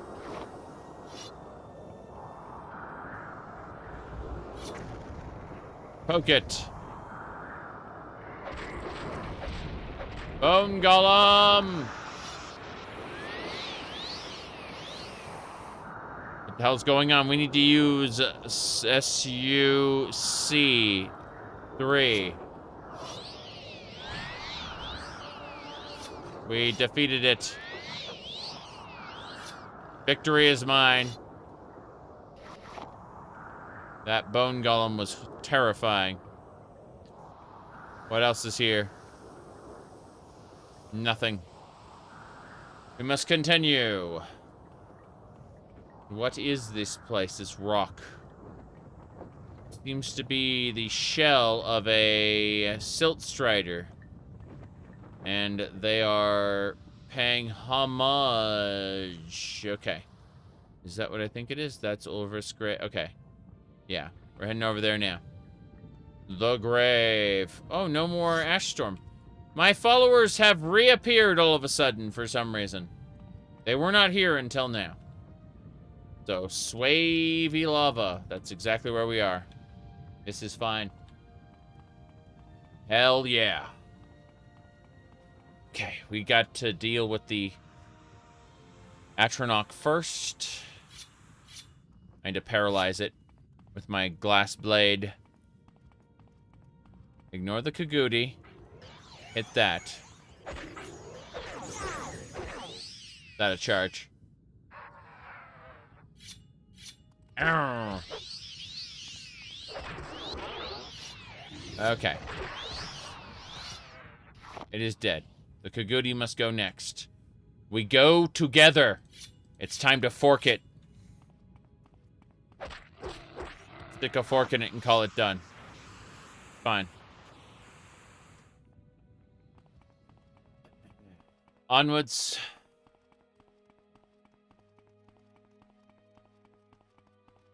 What else we got? Nothing here. I'm actually going to quick save and quick load to see if I can loot that plant afterward, because the plant was unlootable, and I'm thinking it's like some sort of bug. It maybe it'll be relootable after the load. I want to see if that's the case. I'm curious. Maybe it's just unlootable forever, but I want to see, just in case. See? It was unlootable for some reason, and then I reloaded and it became lootable.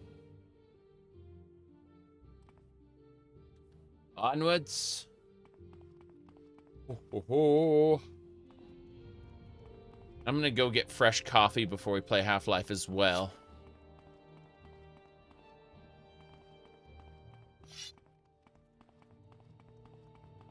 I'll do a couple more things.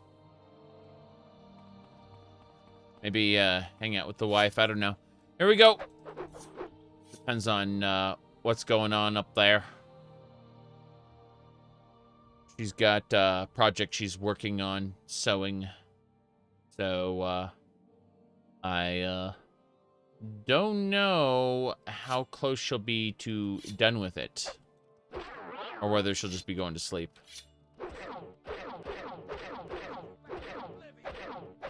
This behemoth is something else. I'm paralyzed. I'm paralyzed. I'm gonna die. I'm gonna die. Vanilla Half-Life, that's cute. That's cute. We did that last year. It's already done. Frog. I'm gonna die.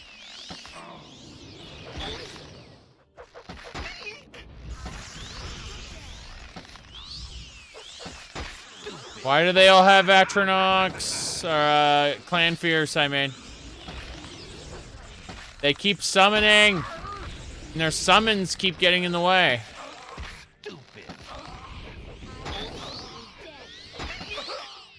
This is a clusterfuck.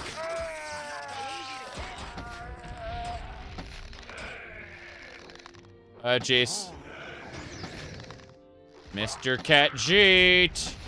My skeleton is one hit from death.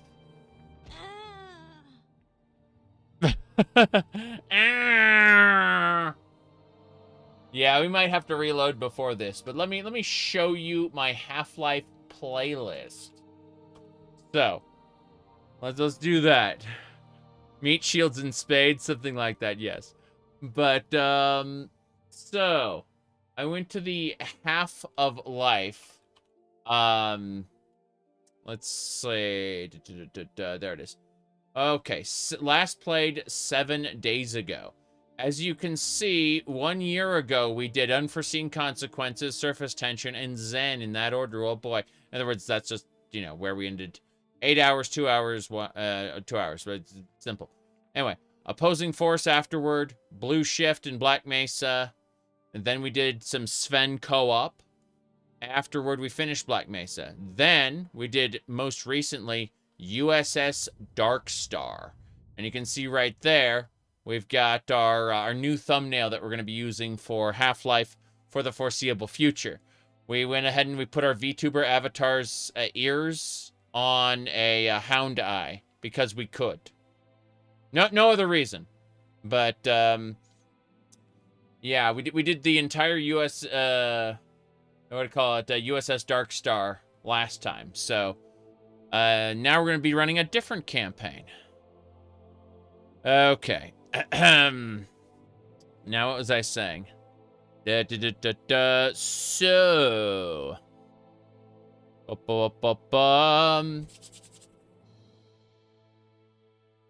Hold on. I have to figure this out. I need to use Good Touch random. Damn it! Got it.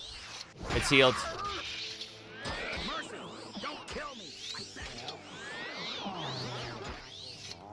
My skeleton's gone. It's over. We have failed to achieve our destiny. Well, we did our best, but we failed miserably. So, anyway. We tried. We tried. Do I like Half-Life 1 better than 2? A lot better than 2, yes. I don't get me wrong. I'm not saying I dislike Half-Life 2. You know, it's one of those internet situations where you go, well, like, he likes waffles, so he must hate pancakes. Why do you hate pancakes? Like, no, I like both. Thank you. It's just, I like Half-Life 1 a lot more than 2. And 2 got a little wonky in some of the like in its atmosphere, in its general, like, just the general direction it went with the weapons and the gravity gun and stuff like that. It kind of lost a lot of what it was in Half-Life 1. Don't get me wrong, the Combine soldier AI is much, much, much better than the soldier AI in Half-Life 1. The soldier AI in Half-Life 1 is much better than basically anything before Fear, though. Which is funny.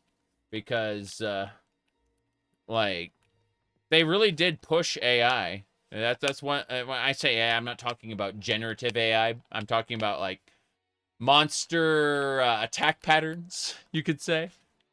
Half-Life pushed that. Half-Life 1 and Half-Life 2 both pushed that quite a bit. I do think that ultimately Fear was when enemy AI peaked, and then it all started to go downhill from there as every other studio adopted Todd Howard's concept of AI just needs to be good enough for the player to kill it and not feel frustrated. You know that perspective. Oof.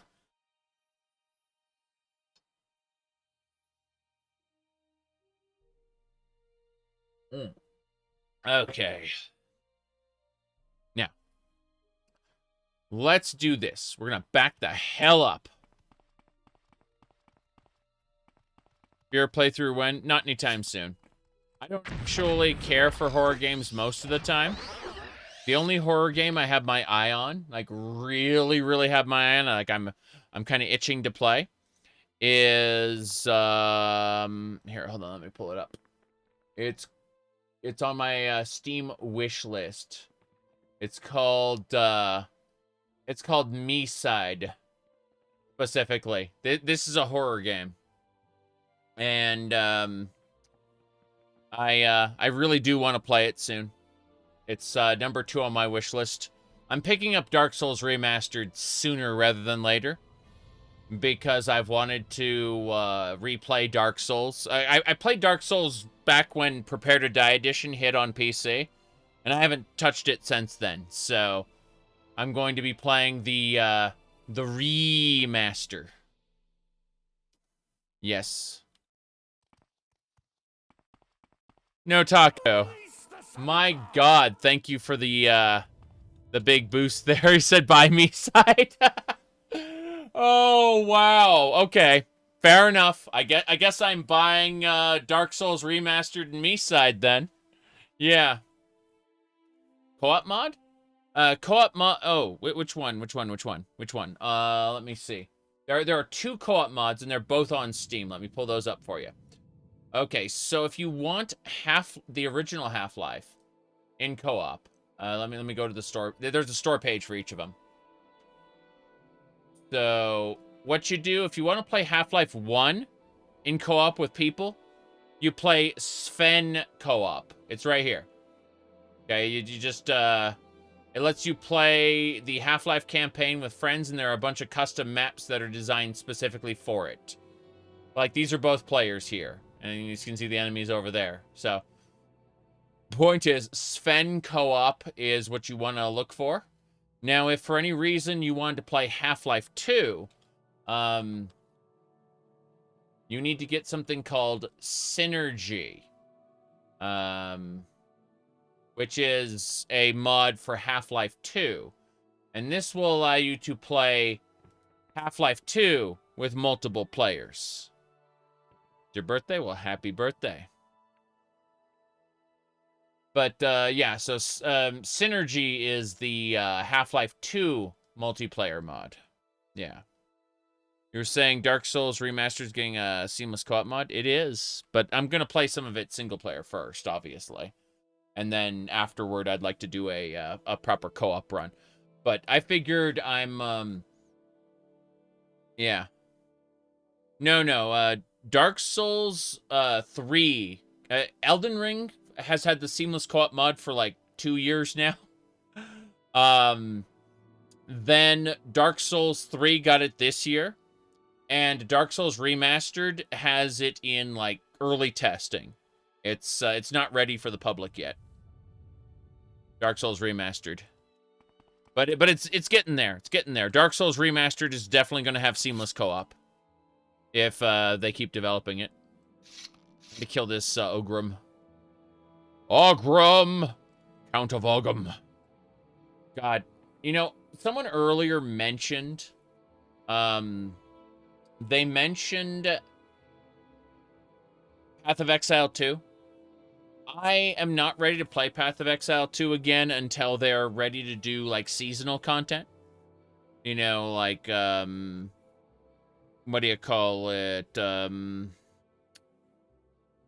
Yeah, like seasonal content such as, leagues, right?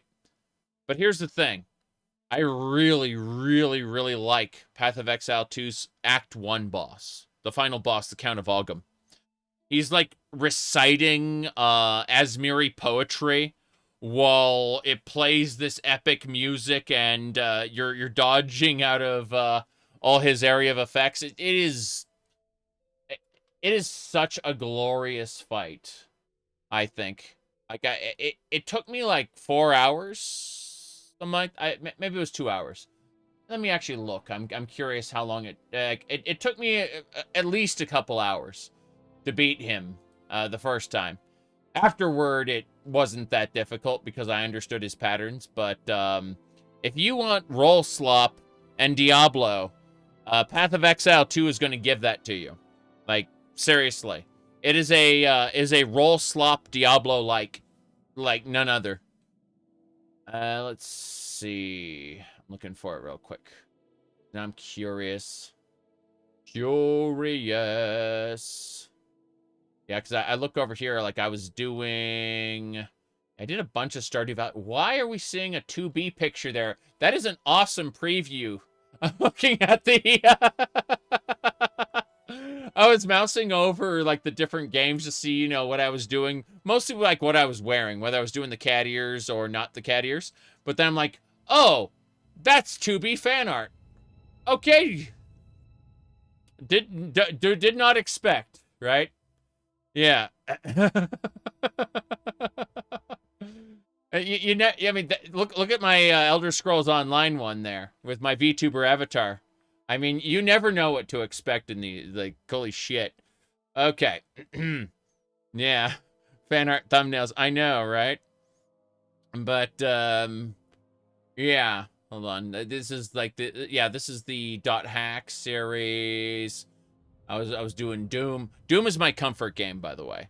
Always enjoy the hell out of Doom. You see all that blood and guts and everything? I am super calm. And I love that game so much. Just anyway, let's see what else. I'm trying to figure out how. Oh, there was Link to the Past randomizer. Yeah. Oh yeah, that was the old VTuber avatar, the chibi looking one. I wasn't too comfortable with that, but if you look, there's Princess Zelda as the character instead of Link. We were doing that. There's Path of Exile 2. Okay, so I need to figure out. I was doing Freezy Pop Crossbow. That was it. Okay, so yeah, it was What If Freezy Pop Crossbow, and this is 8 hours. Let me see here. On. Now I'm curious. I'm gonna find out where this is. Okay, this is Act 2. What If Freezy Pop Crossbow? I'm trying to find Act 1. Where? Hold on. Looking for it. Hold on. Crushing. That's the talent tree. Shape is irrelevant. No. That's not Act 1, that's Act 2, isn't it?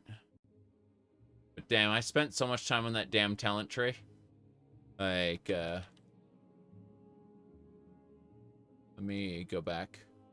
What if Phrazy Pop Crossbow was what I was calling those? Yeah. Okay, there we go. What if Phrazy Pop... Yeah, these are the earlier ones. Oh yeah, that was Airmaster right there. Is that the same shirt and tie? Well, not here. Not here either. Not here either. Not there either. Yeah, this one. No. No, this is dark gold. That one is yellow. See? No, and even the shirt's different. No, the shirt's the same, the tie is different. I mean, I literally have like 2 ties hanging from my mic stand right now because I'm too lazy to hang them up properly. I have a tie rack in it's basically it's a tie hanger, I should say. And it's in my what do you call it? In my closet, but yeah. I very often just leave shit to hang here on the mic stand. Let's see. Let me see what else we... Okay. It's back here. Yeah, Diablo, Heart of Thingamabobber. By the way, did you know that ring I'm wearing in the... Look at the thumbnail there. See that ring I'm wearing? I lost enough weight to where it no longer stays in my hand. It's on a box by the nightstand now. I'm gonna get it resized when I figure out just how much weight I'm going to lose, because I don't want to get it resized and then lose the last bit of fat here. You know what I mean? So I'm just like, okay, when I get to a stable weight and I feel like I'm not losing anymore, that's when we'll get the ring properly resized, you know? But that's why I haven't had it on for the last couple months, because like it just slips off. Let's see here. All right, yeah, I started this one. So this one is 5 hours long. This is the one I was looking for. Hold on. Wait, yeah, that wasn't the boss. Hold on. Good times. See, I was doing a shotgun crossbow build. Let's go. Yeah, it was pretty good. Frost Witch looks interesting. Okay, so it's got to be part 2 then. I had to have done this in part 2. Okay, so it was this one, and then this is the one where we'd be fighting the Count of Ogum. God damn, like Airmaster. Anyway, jeez. Less guillotine drops, thank you. On. That was the boss there. We're going for the final boss of the act. Hold on. Am I doing it? No, it's around here somewhere. Okay, that's Act 2. That is Act 2, so. Partied up with some... Gotta be here. On. Wait, it killed... There we go. Oh no, it's eating. Okay. I was going to show off just how awesome this particular boss battle was, and I'm turning off Morrowind's music for... Here we go. Here we go. See?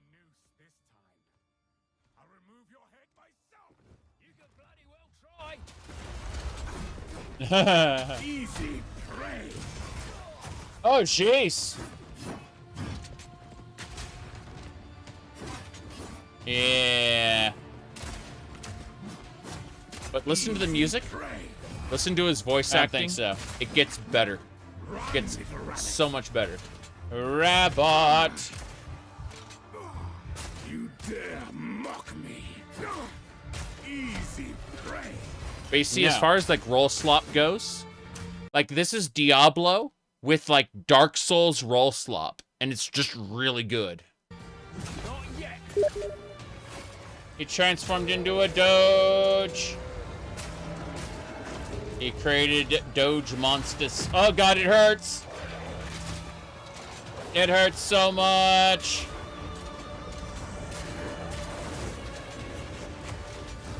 I am frozen. I am frozen. He couldn't hit me for some reason. It was very silly. Run! Hold on. One more thing. I'm almost done. But I did beat him pretty soon afterward. Yes. Here we go. I just want to get this 1 point. Okay, this should do it. I should be far enough in now. Your pulse quickens. Here we go. Does it, though? The eternal impure. With bloodlust empowered. Our Damn it. Endured. But soon all oh, jeez. In unending war. Is that right? Waited at the door. Then hour by hour. Hour by hour. Oh boy. I still can't avoid that. See what I mean? I'm done now. Just wanted to show off how you can have like Dark Souls sorry, not Dark Souls, but you can have Diablo with Dark Souls roll slop in it, and like with that music and the voice acting, it makes such an amazing boss battle. And like for a Diablo like, I mean. And I've never seen in Path of Exile 2 anything that came close to this particular battle, unfortunately. Like they did cool stuff later. Like at the very end of the game, there was a there was like an Aztec mecha robot, and it was a really cool fight, but nothing came close to the music, the voice acting, and just the atmosphere of this particular fight, where he's like reciting Asmiri poetry at you, and you're dodging hordes of werewolves as he's like zooming through the arena. Like nothing in the game came close to that. Like that was the peak, and it was early, which made me kind of sad because I wanted more, you know? Anyway. Let's see. All right. Anything else we need to do before we go? I don't think so. I think we're good to head on off. What happened here? Heard a beep beep. I don't see the beep beep. Huh. I thought someone sent a message to me, but I do not see any evidence that that message was sent. So I'm going to give up and continue playing the video game, because we got a quest to complete. I sold you on Path of Exile 2. I mean, I honestly prefer Path of Exile 1, but that doesn't stop me from marveling at how great it can be, like PoE 2 can be at times, you know? It's more a personal taste situation, more than anything else. Whoops, I almost drained her life. I need to use Good Touch. Yeah, Good Touch random to heal her. Good, good, good. Now that she's fully healed, I need to break. I need to rest for like an hour. Get my magicka back. Then we need to shoot that creature. And the idea is we need to not piss off the, Okay, I think we got this. Yeah, this is good so far. We got it, and we didn't piss off any of the other NPCs, which is the important thing. Yeah, fighting the behemoth and the others at the same time was a no-go. My skeleton was brought down pretty low in one hit. That was terrifying. Here, have a heal. Okay. All right. Okay. We're going to rest another hour. Then we're going to save it under... still going... It's going to say pack of people. think I can avoid the pack of people, actually. Ulvos Grave is not that way. That is just a pack of NPCs that are disconnected from what I need to do. If I go up over this way, we can get to the grave, I think. Yeah, we gotta go around this peak. I don't want to have to go around the top, so I'm gonna pretend like we can go around the bottom, and we'll see. We'll see. All right.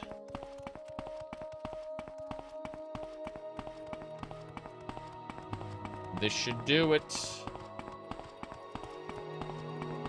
Looks like the grave is over here. Wow, look at that tree. I bet that tree was people.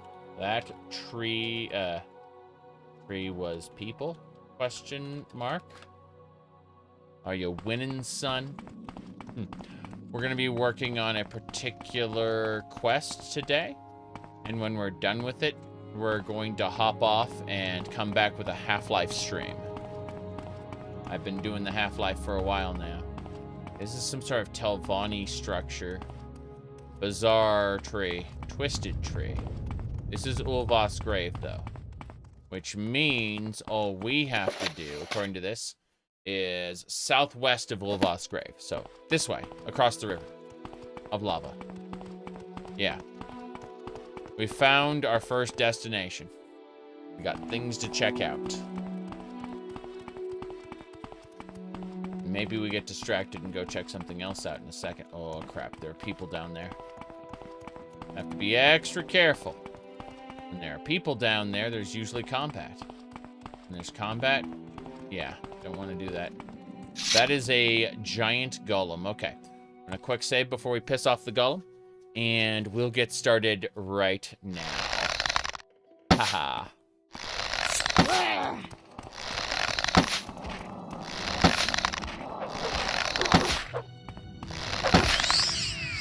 Let's use paralysis. I am paralyzed. This is going to be fun. I'm paralyzed. Okay. Trying again. There's spell reflect, so you can reflect. You can get reflected on. Oops. Yeah, this is fine. So across the bridge, it said, I think. Yeah. Go south until you reach the river. Go west until you reach Golem Deus. So basically, from this lava river, we're going to go west to get to our destination. But there are monsters out there that want to kill us, so you know. West across river. I think that's it. I'm gonna fight this Atronach.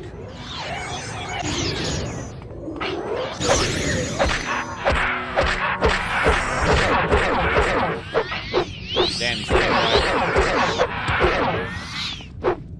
Seeing that snake cast magic is pretty scary. Where did my followers go? They're trying to fit. They can't cross the lava, apparently. Which is funny. In any case, we should find something over here. Shock Queen. That is dead. That is a Golden Saint assassin. Okay, first things first, then we're gonna switch. Geez, my stats have been damaged. This is bad. I'm going to switch Jink Blades. She is paralyzed. Switch back to the Jink Sword. Here we go.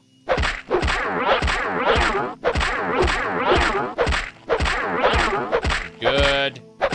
This low-grade sword just needs to be keeper stun. He's blocking this successfully. It's pretty funny. Just keep her staggered.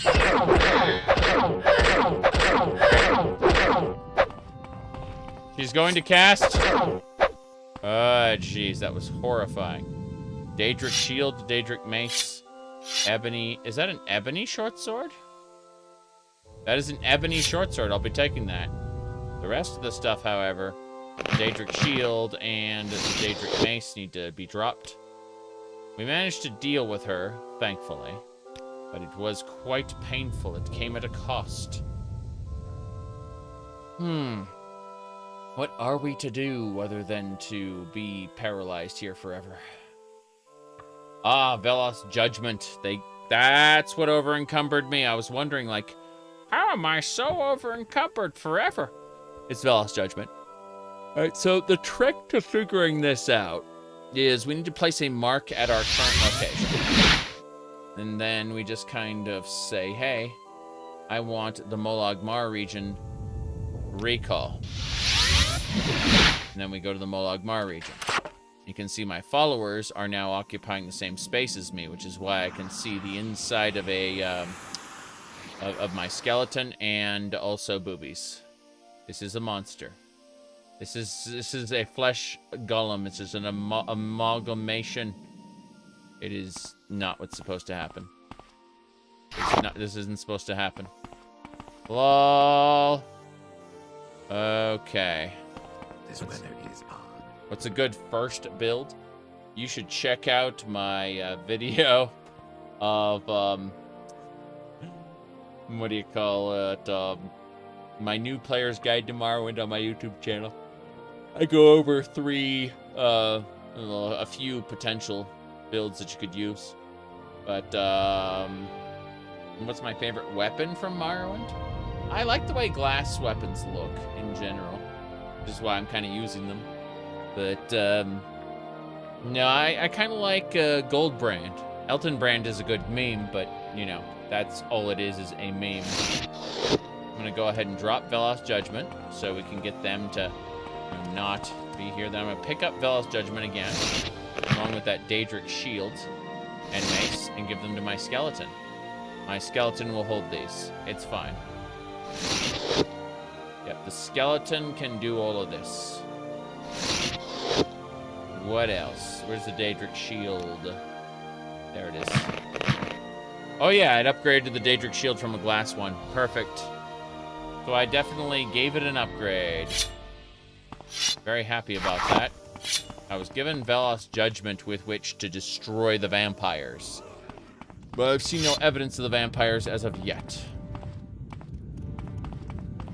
We are fine. Everything is A-okay. Pretty sure that's the area we have to go to. This ruin here. I'm gonna check out an area to the south of it really quick. Fire ferns are also nice. But no, I want to see something really quick. Who are you? You are not hostile. What do you want, Outlander? What are you? You are a shock herder, isn't that right? Necromancy is an evil magic that forces the spirits and remains of our ancestors to serve a black sorcerer. There is no greater evil than profaning the bones or spirits of our fathers. I see. And yet you call your spirits back and they do your bidding, I take it? Rumors? They call them corporous beasts. They come from Red Mountain. Once they were men. Then blight storms come. They walk in the storms. They get sick, grow fat and stupid. Now they wander like mad beasts, killing and eating. Very bad, very bad. Carry good, nourishing food. When you stumble wearily into trouble, eat and refresh yourself so you will fight well. See, what they're saying is if your green bar, your stamina bar is empty, you're going to die.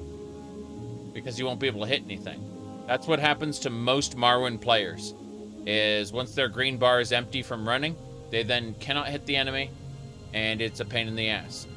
So when they say good nourishing food, they actually mean stamina potions, fatigue restore potions. But hey, whatever. Kushtashbi, that is the name of old Daedric stones west of Ahemusa camp. No one goes there. It is a deep and dark place. I'm not going to Amamusa camp anytime soon, so it's interesting that you'd have a comment on that, being all the way out here doing who knows what. Okay, we gotta get on a bridge. We gotta cross the river of lava. Surely a fun task for all. There's also cliff erasers. remember when Cliffy B had a game studio called Boss Key was interesting because it was going to be, like, he was creating a hero shooter. And then Overwatch came out and just trampled all over it. And Battleborn by a different studio got trampled at the same time. So then he tried to capitalize on, what do you call it? What are those games called?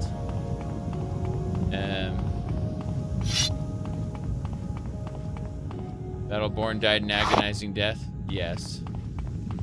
I mean, people tried to do the live service change. Investors would safely invest in these very, very profitable, very, very popular genre. These are called scamplings, by the way. They're teeny blue scamps. Is going to kill my skeleton any second now. My skeleton's about to die. I need to use good touch random. There we go. Surprised? Yeah, that heartbeat almost killed my skeleton. Okay. Okay.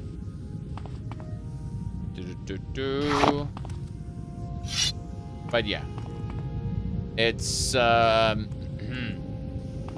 are absolutely kind of,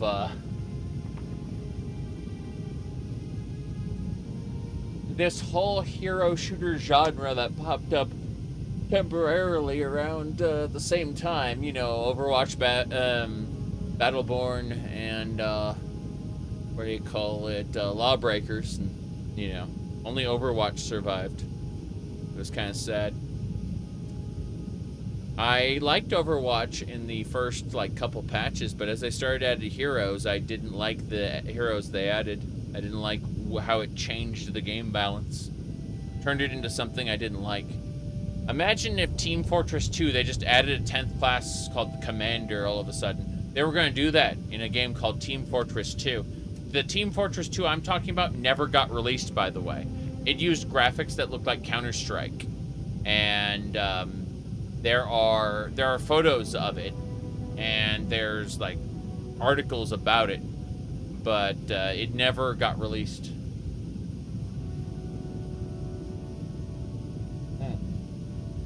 Then they ditched Team Fortress 2 for a while and then revisited the project later.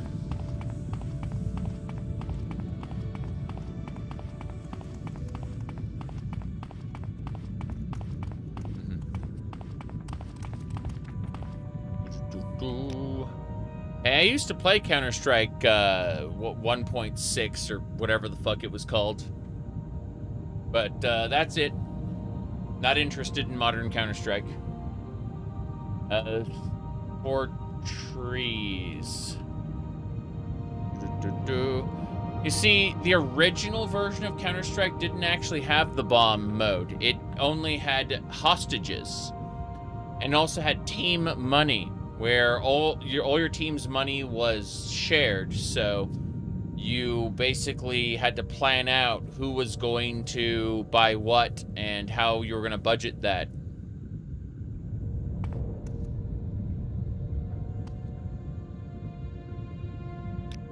Early Team Fortress, before, early Counter-Strike, before, the beta, the hostages are gone. What a shame, what a shame.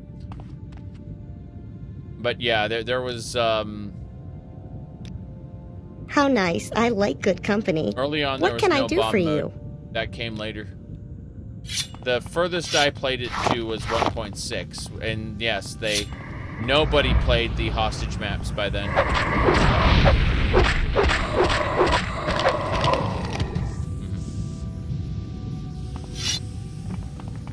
Oh, Grum. I need to drain health. I'm gonna go SIC. Good. SUC. There it is. Suck 3. On the Ogrum. That's how we do it.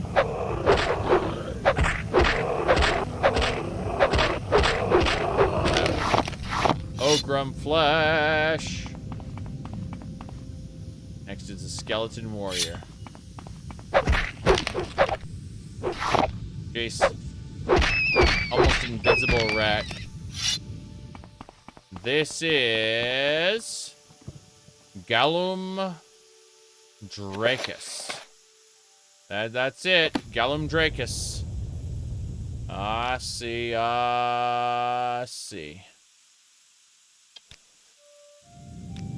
This is the fortress.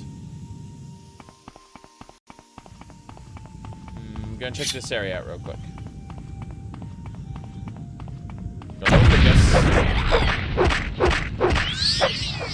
Stop it. Let's visit the Astrologians Guild, shall we? Who are you? Paladin. How may I help you? My time is precious, so make it quick. Well, hello everybody. No, sorry about Morocus. We're not part of the nearby clan. We're the Astrologers Guild. This is one of the locations where we're uncovering the mysteries. Here not long ago. The desire to know more. Let's see. Talk to Dagoth at our camp up in Arkanthand. So we have to go up to Arkanthand if we want to learn more about their guild. Yeah. Members of the Astrologers Guild only. Hello there. Don't stand about. Morrowind lore? House Telvanni is an independent association of wizard lords, equally hostile to the Empire, the Temple, and Morrowind's other great houses. Yeah, they're great wizards. How may I help you? No, I don't think so. You don't think so? I am an enchanter.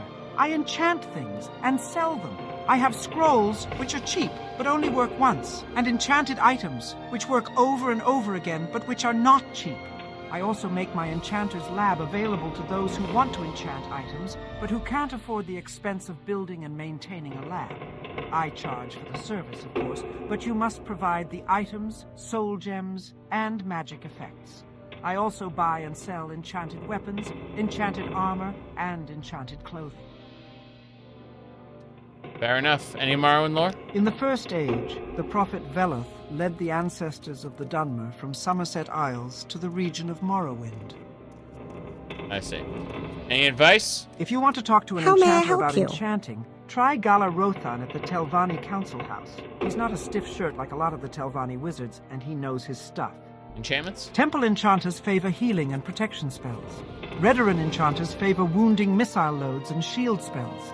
Halalu like weapon enchantments and various spell rings. Imperials use a wide array of weapon and ring damage enchantments.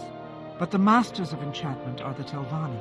They use all effects, often several combined on one item, but they especially like items that summon creatures or magical weapons and armor. I see. How may I help you? You cannot help me. What's your background? You're a battle mage. That guy with the big glowy eyes is a battle mage. Oh, jeez. Yeah, Arkanthand is the area we need to check out. Oh, a Dwemer Censure and a bat! That is a vampire bat. Dead. Centurion! Here we go. Drain that health. That Razorback, though, it's dead. Crazy. Let's repair everything, shall we?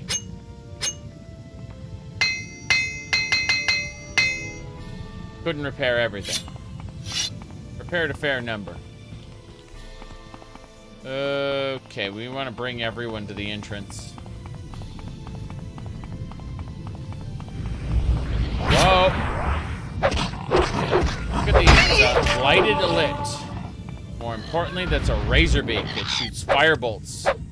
I can't hit the Razorbeak, it's too high. Razorbeak flies too high in the sky.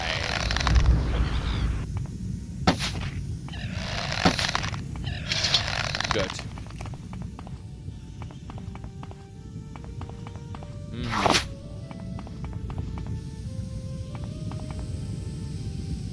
MW for Morrowind.